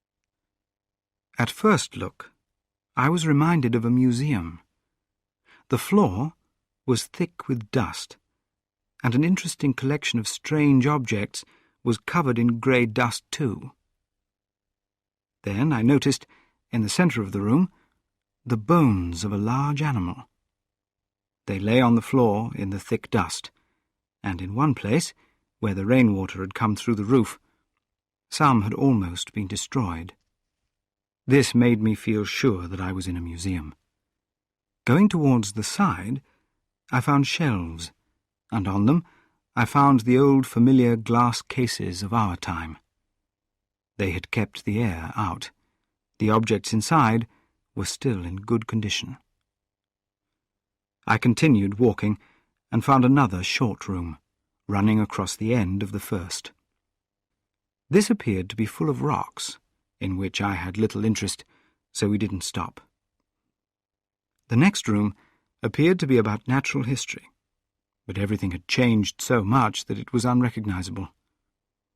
A few blackened things which had been animals many years before, a brown dust of dead plants, that was all. I was sorry about that, because I wanted to know how people had learned to control nature. Then we came to an enormous room, which was very badly lit. Every few meters, white glass balls hung from the ceiling, many of them broken, which suggested that the place had had electric lighting. On either side of me were large machines, all in bad condition and many broken down, but some still quite complete. I wanted to stay among these because I could only make guesses at what they were for. I thought that if I could learn to understand them, I would have powers that might be useful against the Morlocks. Suddenly, Weena came very close to my side, so suddenly that she surprised me. I woke out of my dream, and then noticed that the floor of the room went downhill. I had come in at an end that was above ground, and had a few tall, thin windows. As you went down the room, the ground came up against these windows, until finally there was only a narrow line of daylight at the top. I had moved slowly, thinking about the machines, and had been too interested in them to notice that it was getting dark. Then Weena's increasing nervousness made me realize that the room ran down into thick darkness. I stopped, and, as I looked around me, I saw that the dust was thinner there. Further away towards the darkness, it appeared to be broken by a number of small, narrow footprints. I felt that I was wasting my time looking at this machinery. I remembered that it was already late in the afternoon, and that I still had no weapon, no safe place, and no way of making a fire. And then, down at the far end of the room, I heard the sound of footsteps, and the same strange noises I had heard down the well. I took Weena's hand. Then, getting a sudden idea, I left her and turned to a machine on which there was a long metal bar. Climbing up and taking this in my hands, I put all my weight on it sideways. It broke after a few seconds, and I rejoined Weena with a weapon in my hand. It was heavy enough, I thought, to break the head of any Morlock I might meet. And I wanted, very much, to kill a Morlock or two. I wanted to go straight down the room and kill the ones I heard. I didn't do this, though, partly because I also wanted to stay with Weena and to get back to my time machine. Well, with a metal bar in one hand and Weena in the other, I went out of that room and into another, even larger one, which was full of old books. These had fallen to pieces, and none of the words could be read. I'm not a great writer, so didn't spend too long thinking about this waste of time and energy. But I did think sadly of my own 17 papers on scientific subjects. Then, going up the wide stairs, we came to a room that had perhaps been a science room, and here I had some hopes of finding something useful. Except at one end, where the roof had fallen down, this room was in good condition. I went quickly to every unbroken case. At last, in one of them, I found a box of matches, Very excited, I tried them. They were dry and perfectly good. I turned to Weena. "Dance," I said to her in her own language, because now I really had a weapon against the horrible creatures that we were afraid of. And so, in that broken-down museum, on the thick, soft carpet of dust, to Weena's great happiness, I danced a slow dance, singing a song as well as I could. Partly the dance was from different countries, partly it was my own invention, because I am naturally inventive, as you know. It was strange that this box of matches had lasted for so many years, but it was very fortunate for me.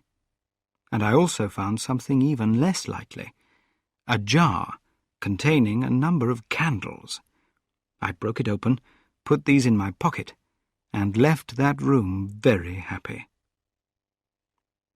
I can't tell you all the story of that long afternoon. I would have to think hard to remember what I saw in the correct order. I remember a long room filled with guns, and although some were still in good condition, I could find no bullets.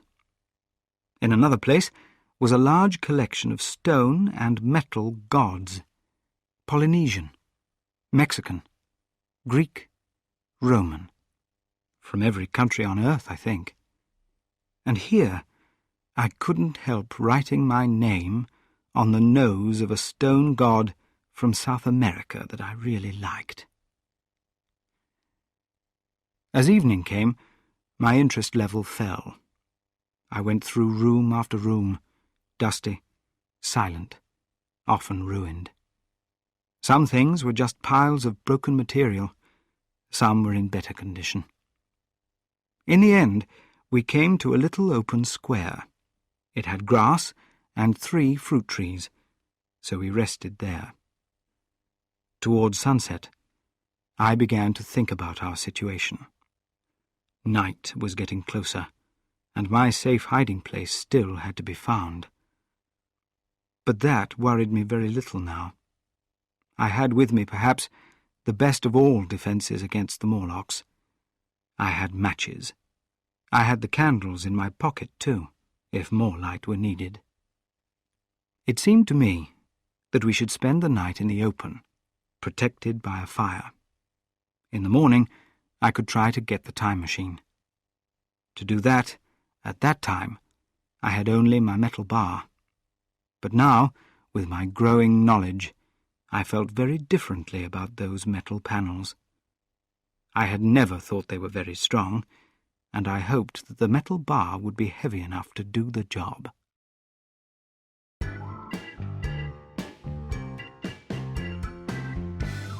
Chapter 12. Fear of Fire. When we came out of the palace, the sun hadn't completely gone down. I wanted to get through the woods before it was dark, and to reach the White Sphinx early the next morning. My plan was to go as far as possible that night, and then build a fire and sleep in the protection of its light. So as we went along, I collected sticks and dry grass, and soon had my arms full.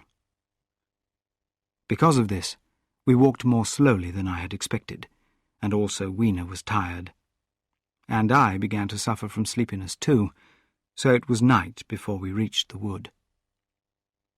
On a bushy hill at the edge of it, Weena wanted to stop, afraid of the darkness in front of us. But a strong feeling of danger, that I failed to see as a warning, made me continue. I had been without sleep for a night and 2 days, and felt ill and bad-tempered.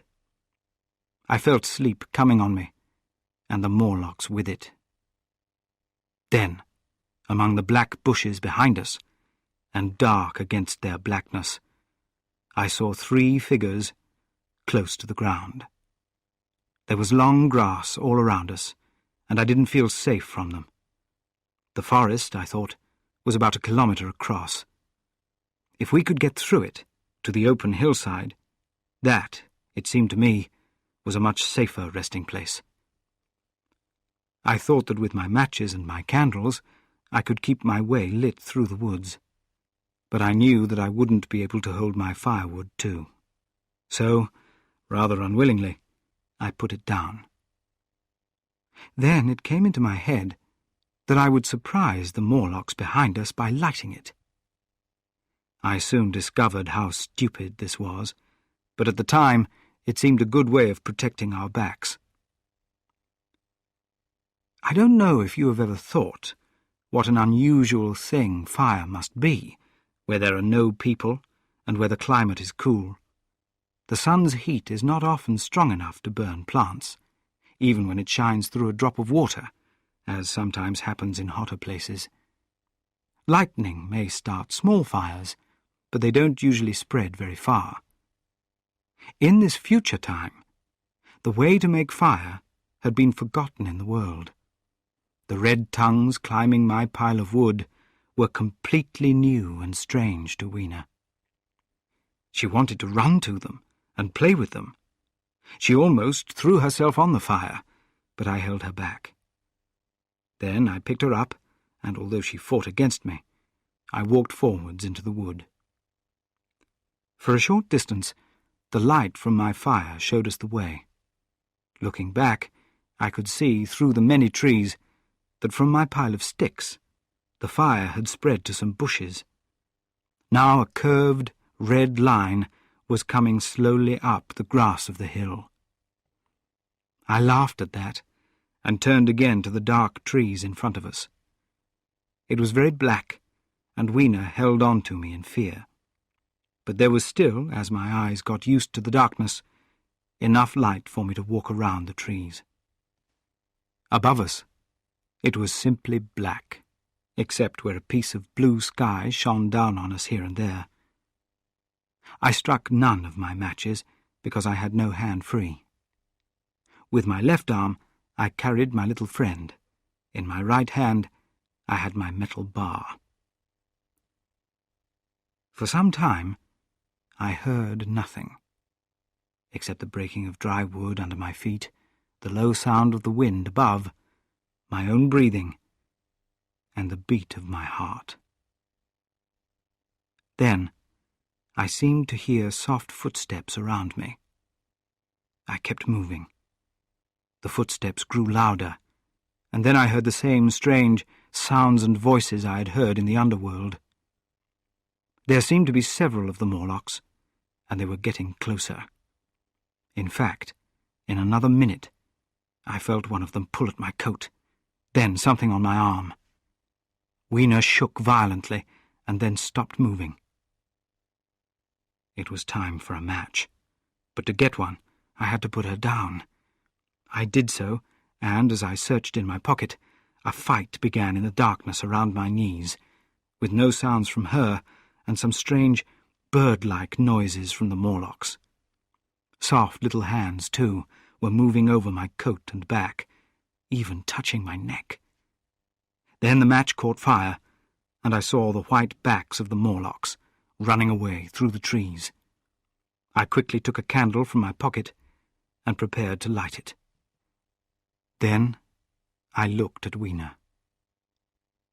She was lying with her face to the ground, holding my feet and not moving. With a sudden feeling of fear, I bent down to her. She seemed almost unable to breathe. I lit the candle and placed it on the ground, and as the flame grew, it chased away the Morlocks and the shadows. I bent down and lifted her. The wood behind us seemed full of the movement and voices of the Morlocks. She seemed to have fainted. I put her carefully on my shoulder and stood up. And then there came a horrible thought. While lighting my match and helping Weena, I had turned myself around several times, and now I had no idea which direction to go in. I might be facing back towards the Green Palace. Now I was cold with fear. I had to think quickly what to do. I decided to build a fire and stay where we were. I put Weena still not moving, down against a tree. Very quickly, because my candle was burning low, I began collecting sticks and leaves. Here and there, out of the darkness around me, the Morlock's eyes shone like jewels. The candle burned down and went out. I lit a match, and as I did so, I saw two white shapes that were moving towards Weena. When the light shone, they ran quickly to get away. One was so blinded by the light that he came straight towards me, and I felt a bone break when I hit him with my hand. He cried out in pain, walked with difficulty for a short distance, and fell down. I lit another candle and continued building my fire. After some time, I noticed how dry some of the leaves were above me. Since my arrival a week before, no rain had fallen. So instead of looking around among the trees for fallen sticks, I began jumping up and pulling down branches. Very soon I had a smoky fire of green wood and dry sticks, and could put out my candle. Then I turned to the place where Weena sat beside my metal bar. I did what I could to make her wake up, but she seemed almost dead. I couldn't even decide whether or not she was breathing. Now the smoke of the fire surrounded me, and suddenly I felt terribly tired. My fire wouldn't need any more wood for an hour or two, so I sat down. The wood was full of quiet noises that I couldn't understand. I seemed just to close my eyes for a minute, but then everything was dark, and the Morlocks had their hands on me. Throwing off their fingers, I quickly felt in my pocket for the matchbox, and it had gone. Then they took hold of me again. In a moment, I realized what had happened. I had slept, and my fire had gone out. I felt the fear of death. The forest seemed full of the smell of burning wood. I was caught by the neck, by the hair, by the arms, and pulled down. It was unbelievably horrible in the darkness to feel all these soft creatures lying on top of me. There were too many of them, and I fell to the ground. I felt little teeth biting at my neck. I turned over, and as I did so, my hand touched my metal bar. It gave me strength. I fought hard to get back on my feet, shaking off the human rats. Holding the bar against my body, I pushed where I thought their faces might be. I could feel the softness of bodies and my hits, and for a moment I was free. I felt the strange happiness that so often seems to come with hard fighting.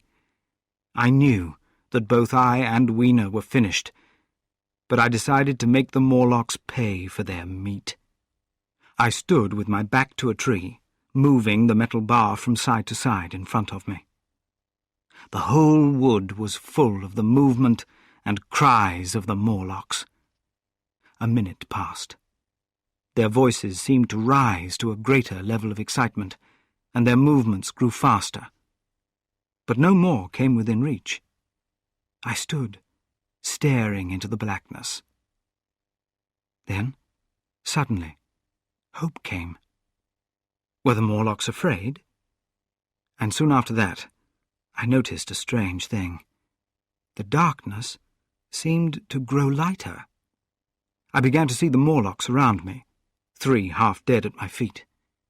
Then I recognized, with great surprise, that the others were running from behind me and away through the wood in front. And their backs seemed no longer white, but reddish.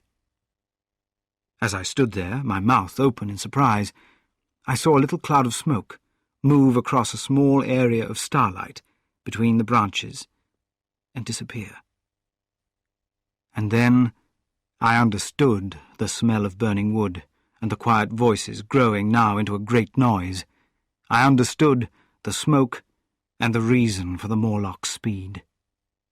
Stepping out from behind my tree and looking back, I saw, through the nearer trees, the flames of the burning forest. It was my first fire, coming after me. I looked for Weena, but she was gone. The sounds of the fire behind me, the crashing noise as each new tree caught fire, left little time to think. With my metal bar still in my hand, I followed in the Morlock's path. It was a hard race. Once, the flames moved forward so quickly on my right, as I ran, that they got ahead of me, and I had to move away to my left.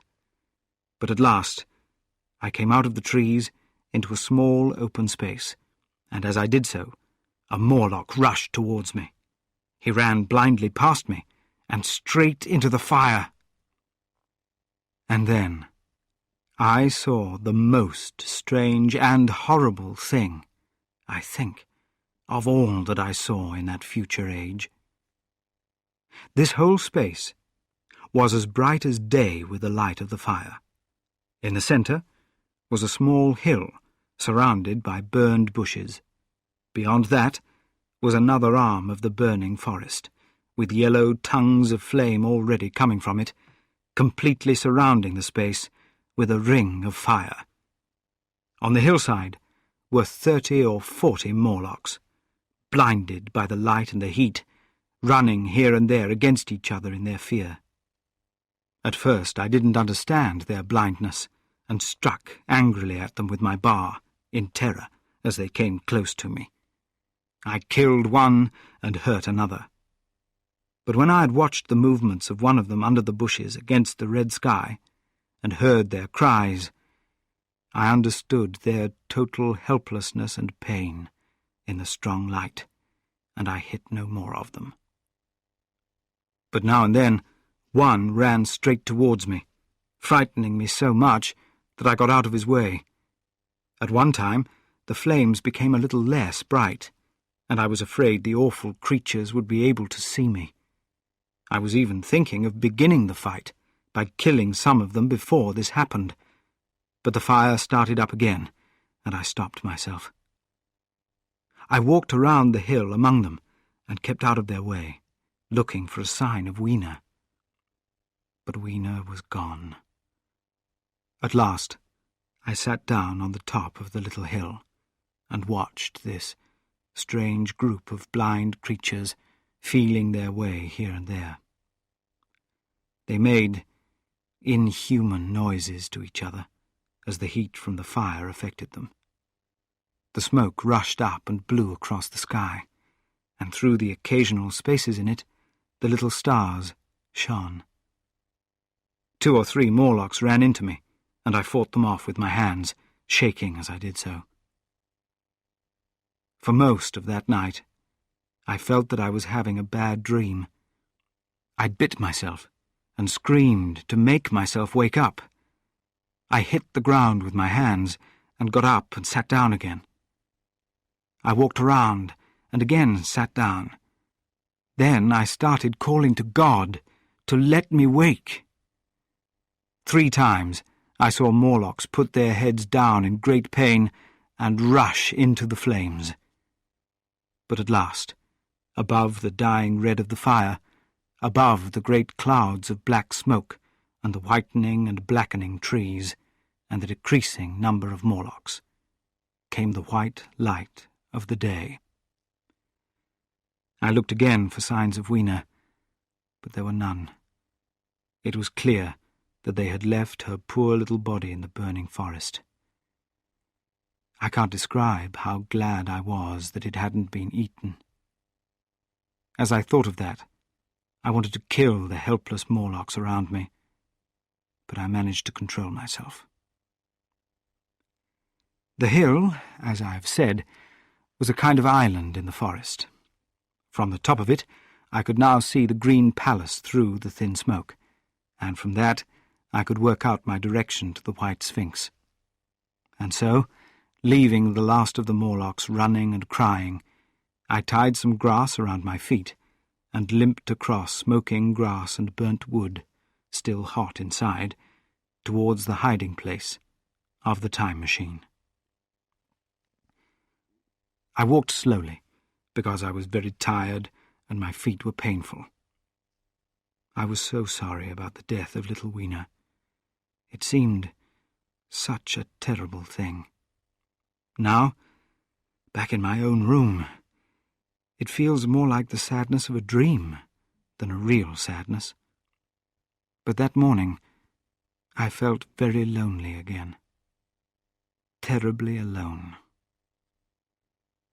I began to think of this house, of this fireside, of some of you. And with these thoughts came a great need to return. But as I walked over the smoking ground, under the bright morning sky, I made a discovery. In my trouser pocket, there were still some loose matches. The box had broken open before it was lost.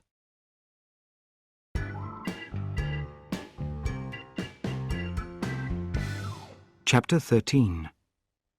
A Fight for the Time Machine.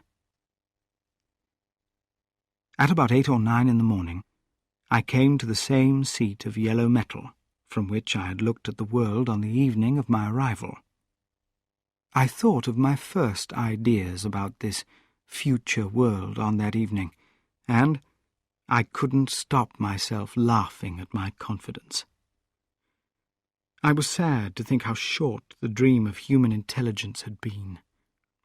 It had tried to make a comfortable, fair, and safe society.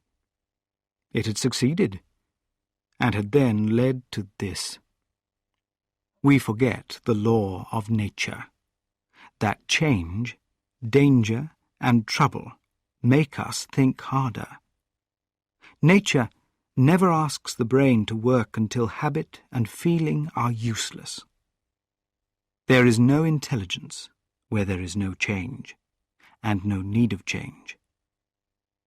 So as I see it, the upper world people had moved towards their weak prettiness, and the underworld to hard work. But it seemed that, as time passed, the upper world had stopped feeding the underworld. And when other meat failed them, the people of the underworld had started to eat what hadn't been allowed before. That is how I understood the situation in my last view of the world of 802,701. Although I was unhappy, this seat, the peaceful view, and the warm sunlight were very pleasant after the hard work, excitement, and terror of the past few days.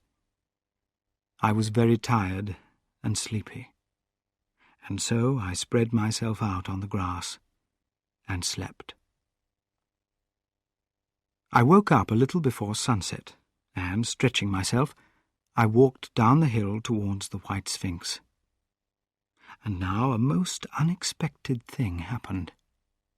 As I came to the pedestal, I found that the metal doors were open. I stopped in front of them, not sure about entering. Inside was a small room, and on a higher place, in the corner of this, was the time machine.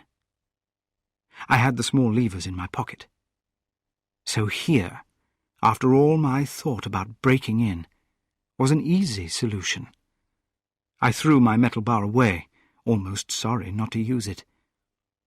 A sudden thought came into my head as I bent towards the door. This time, at least, I understood the thinking of the Morlocks. Trying not to laugh, I stepped through the door and up to the time machine. I was surprised to find it had been carefully oiled and cleaned. I have thought since then that the Morlocks had even partly taken it to pieces while trying in their slow way to understand it. Now, as I stood and examined it, finding pleasure in just touching it, it happened. I had expected it. The metal panels suddenly closed with a loud noise. I was in the dark and couldn't get out. This is what the Morlocks thought, I was certain. I smiled. I could already hear them, laughing softly as they came towards me. Very calmly, I tried to strike a match. I only had to fix the levers and leave then like a ghost. But I had forgotten one little thing.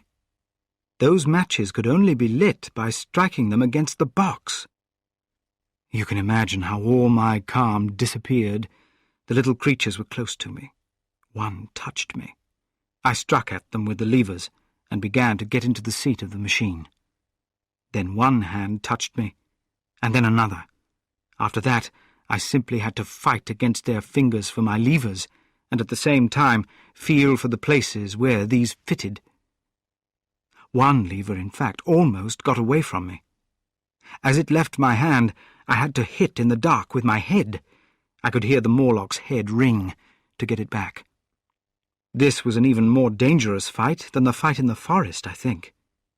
But at last, the lever was fixed, and I pulled it. The little hands fell away from me. The darkness soon changed to the same grey light that I have already described.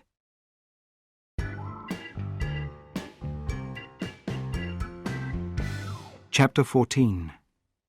The Death of the World. I have already told you of the sickness and confusion that comes with time travelling, and this time I wasn't sitting safely in the seat. For some time I held on to the machine as it moved from side to side, not thinking about my journey.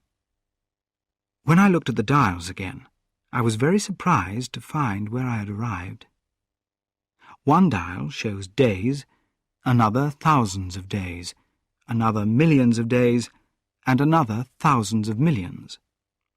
Instead of pushing the levers backwards, I had pulled them forwards, and when I looked at the dials, I found that the thousands hand was moving round as fast as the seconds hand of a watch, into the future. As I continued travelling, the appearance of things changed in a strange way. First, the greyness grew darker. Then the times of each day and night grew longer and longer.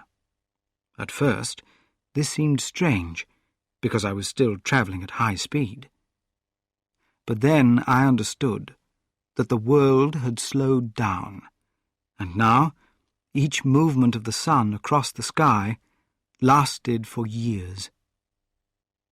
At last, an unchanging half-light covered the world. The sun's line of light had disappeared, because it simply came up and went down in the west, and grew wider and redder. The moon had totally disappeared. The movement of the stars had grown slower and slower. Finally, some time before I stopped, a large red sun stopped moving. At one time, it had become brighter for a short time, but it quickly lost its light again. I understood that the earth had stopped turning and was resting with one side facing the sun, just as in our own time the moon faces the earth. Very nervously, because I remembered my first fall, I began to slow the machine down. The hands on the dials moved slower and slower until the thousands dial seemed to stop and the daily one could be seen again. I slowed down more until I could begin to see an empty beach. I stopped very gently and sat in the time machine, looking round. The sky was no longer blue. To the northeast, it was inky black, and out of the darkness, the pale white stars shone clearly and brightly. Overhead, it was deep red and starless, and to the southeast, it grew brighter to the point where half of the sun could be seen above the line of the land. The rocks around me were of a dull reddish colour. Some very green plants covered every part of their southeastern side, and these were the only living things that I could see. The machine was standing on a beach. The sea was to the southwest. There were no waves because there was no wind. The sea moved very slowly up and down, like gentle breathing. And along the edge of the water was a thick line of salt, pink against the brightly coloured sky. I noticed that I was breathing very fast. This reminded me of my only experience of climbing mountains, and I knew that the air was thinner than it is now. Far away, up the empty beach, I heard a scream and saw a thing like an enormous insect go flying up into the sky. It circled and disappeared over some low hills beyond. The sound of its voice was so sad that I shook and sat myself more safely on the machine. Looking round me again, I saw that quite near, a large red rock, I had thought it was a rock, was moving slowly towards me. Then I saw that the thing was really a large, crab-like creature. Can you imagine a crab as large as that table, with its many legs moving slowly and uncertainly, and its eyes looking at you? As I stared at this horrible creature, I felt something on my face. I tried to brush it away with my hand, but in a moment it returned, and almost immediately I felt another by my ear. I struck at this and found something like a long string. It was pulled quickly out of my hand. With a great feeling of fear, I turned and saw that another enormous crab was standing just behind me. Its horrible eyes were moving, its mouth was open with hunger, and it was going to attack me. In a moment, my hand was on the lever, and I had put a month between myself and these creatures. But I was still on the same beach, and I saw them clearly now when I stopped. Large numbers of them seemed to be moving here and there in the dull light among the strong green plants. I can't make you understand the feeling of great emptiness that hung over the world. The red eastern sky, the darkness to the north, the salt, dead sea, the thin air, all had a horrible effect. I moved 100 years further into the future, and there was the same red sun, a little larger, a little darker, the same dying sea, the same cold air, and the same crowd of crabs moving slowly in and out of the green plants and the red rocks. And in the west, I saw a curved pale line, like a large new moon. So I travelled, stopping now and again, in great steps of 1,000 years or more, wanting to know what happened to the earth. I watched, with a strange interest, the sun grow larger and duller in the western sky, and the life of the old earth die away. At last, more than 30 million years from now, the enormous red sun covered almost 1/10 of the darkening sky. Then I stopped again, and the hundreds of crabs had disappeared. Now the red beach, except for its green plants, seemed lifeless. A strong cold attacked me, and snow fell from time to time. There was ice along the edge of the sea, with large pieces further out, but most of that salt ocean, all bloody under the sky, was still unfrozen. I looked around me to see if any animals were still alive, but I saw nothing moving, on the land, or in the sky, or sea. A low island of sand had appeared in the sea, and the water had moved back from the beach. I thought I saw a black object moving around on this, but it stopped moving when I looked at it, and I decided that it was just a rock. The stars in the sky were very bright. Suddenly, I noticed that the shape of the sun in the west had changed. and that something was moving into its circle. For a minute, perhaps, I stared in shock at this, and then I realized that either the moon or Mercury was passing across the sun. It became darker and darker. A cold wind began to blow from the east, and the snow fell more and more heavily. Except for these lifeless sounds, the world was silent.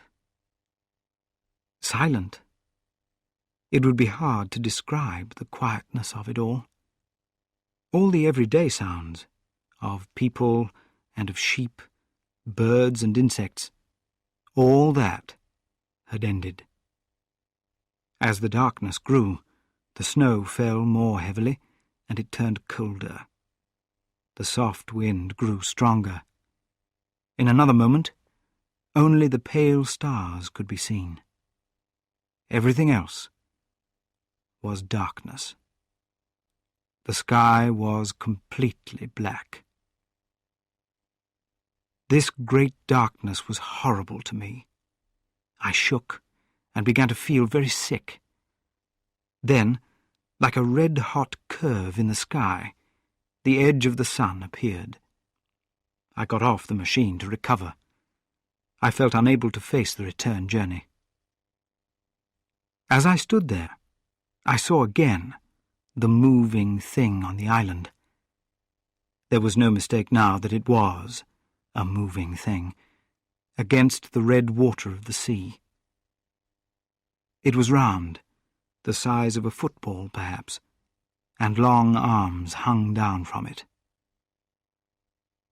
Then I felt that I was fainting, but a terrible fear of lying helpless in that awful half-darkness gave me strength while I climbed back into the seat.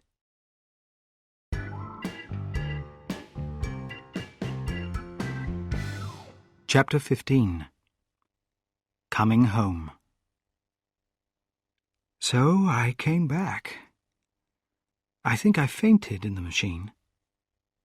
When I felt better, the change from day to night had started again. The sun was golden and the sky was blue. I breathed more freely. The shape of the land moved here and there. At last I saw again the shadows of houses, the signs of humans. These, too, changed and passed, and others came. Soon I began to recognize our own smaller and familiar buildings, and the hand of the thousands dial returned to its starting point. Then the old walls of the laboratory came round me. Very gently now, I slowed the machine down. I think I have told you that when I started, before my speed became very high, Mrs. Watchett, my cook, had walked across the room. She moved, as it seemed to me, very quickly. As I returned, I passed again across that minute, and now all her movements appeared to be the exact opposite of the ones she had made before. And just before that, I seemed to see you, Hillier, for a moment. The time-traveller looked at me as he spoke. Then I stopped the machine, got off it very shakily, and sat down on my chair. For several minutes I shook violently. Then I became calmer. Around me was my old laboratory again, exactly as it had been. But not exactly. The machine had started from the southeast corner. It had stopped again in the northwest. This gives you the exact distance from my little lawn to the pedestal of the White Sphinx, into which the Morlocks had carried it. For a time, my brain went dead. Then I got up and came through here, limping because my heel was still painful. I saw the newspaper on the table by the door. I found the date really was today, and looking at the clock, I saw that the time was almost 8 o'clock. I heard your voices and the sound of plates. I smelled well-cooked meat and opened the door to the dining room. You know the rest. He looked at the medical man. No, I can't expect you to believe it. Accept it as a lie, or as a guess at the future. Say, I dreamed it in the laboratory. But as a story, what do you think of it? He picked up his pipe and began, in his usual way, to play with it in his hands. I took my eyes off his face and looked around at the others. The medical man was staring at our host. The editor was looking hard at the end of his cigarette, his sixth. The journalist searched in his pocket for his watch. The others, as I remember, did not move. The editor stood up and shook his head. "What a pity that you are not a writer of stories," he said, putting his hand on the time-traveller's shoulder. "You don't believe it? Well, I thought not." The time-traveller turned to us. "Where are the matches?" he said. He lit his pipe, blowing smoke. "To tell you the truth, I can't really believe it myself. But—" His eye fell with a questioning look on the dead white flowers on the little table. Then he turned over the hand holding his pipe. I saw he was looking at some red marks. The medical man rose, came to the lamp, and examined the flowers. "This one is odd," he said. The psychologist bent forwards to see, holding out his hand for one of them. "It's strange," said the medical man, "but I certainly don't know what type of flowers these are. Can I have them?" The time-traveller thought for a few seconds. Then he suddenly said, "Certainly not."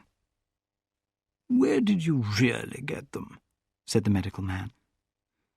The time-traveller put his hand to his head. I thought he was trying to remember something.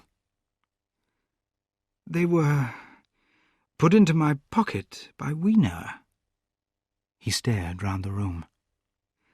"I'm beginning to forget it all. Did I ever make a time machine? Or a model of a time machine? Or is it only a dream?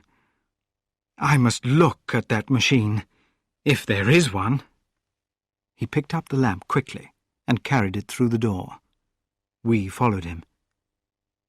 There, in the lamplight, was the machine, with brown spots and mud on it, bits of grass on the lower parts, and one side bent. The time-traveller put the lamp down on the table and touched the damaged side. "It's all right now," he said.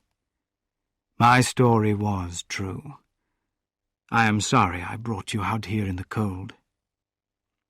He picked up the lamp, and in total silence we returned to the smoking room. He came into the hall with us and helped the editor on with his coat. The medical man looked into his face and, after a few seconds, told him he was suffering from too much work. The time-traveller laughed loudly. I remember him standing at the open door, shouting good night. I walked some distance with the editor. He thought the story was a colourful lie. I was unable to make up my mind. It was so strange, and the telling was so believable and serious. I lay awake most of the night thinking about it. The next day, I went to see the time-traveller again. I was told he was in the laboratory. I went there, but it was empty. I stared for a minute at the time machine. and put out a hand and touched the lever. It shook, like a branch in the wind. Its movements surprised me greatly, and I had a strange memory of childhood days when I was not allowed to touch things. I went back into the smoking room and found the time-traveller there. He had a small camera under one arm and a bag under the other. He laughed when he saw me. "I'm very busy," he said, "with that thing in there." "But is it not a joke?" I said. "Do you really travel through time?" "Really and truly, I do." And he looked straight into my eyes. "I only want half an hour," he said. "I know why you came, and it is very good of you. There are some magazines here. If you will stay for lunch, I shall prove this time-travelling to you completely. I shall even bring back some things for you to look at. Will you forgive me if I leave you now?" I agreed, not really understanding the full meaning of his words, and he left the room. I heard the door of the laboratory shut, sat down in a chair, and picked up the daily paper.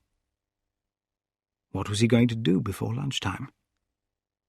Then suddenly I was reminded by an advertisement that I had promised to meet a friend at 2. I looked at my watch and saw that there was just enough time. I got up and went to tell the time-traveller. As I took hold of the handle of the laboratory door, I heard a shout, then strange noises. A sudden wind blew round me as I opened the door, and from inside came the sound of broken glass falling on the floor. The time-traveller was not there. I seemed to see a ghostly, unclear figure sitting in a moving machine for a moment, but all of this disappeared. The time machine had gone. The window was broken. I was surprised and unable to understand. As I stood staring, the door into the garden opened and a servant appeared. We looked at each other. Then ideas began to come. "Has Mr. gone out that way?" I said. "No, sir. No one has come out this way." And then I understood. I stayed there, waiting for the time-traveller. Waiting for the second, perhaps stranger, story, and the objects and photographs he would bring with him. But I am beginning to fear that I must wait a lifetime. The time-traveller disappeared 3 years ago. And as everyone knows now, he has never returned.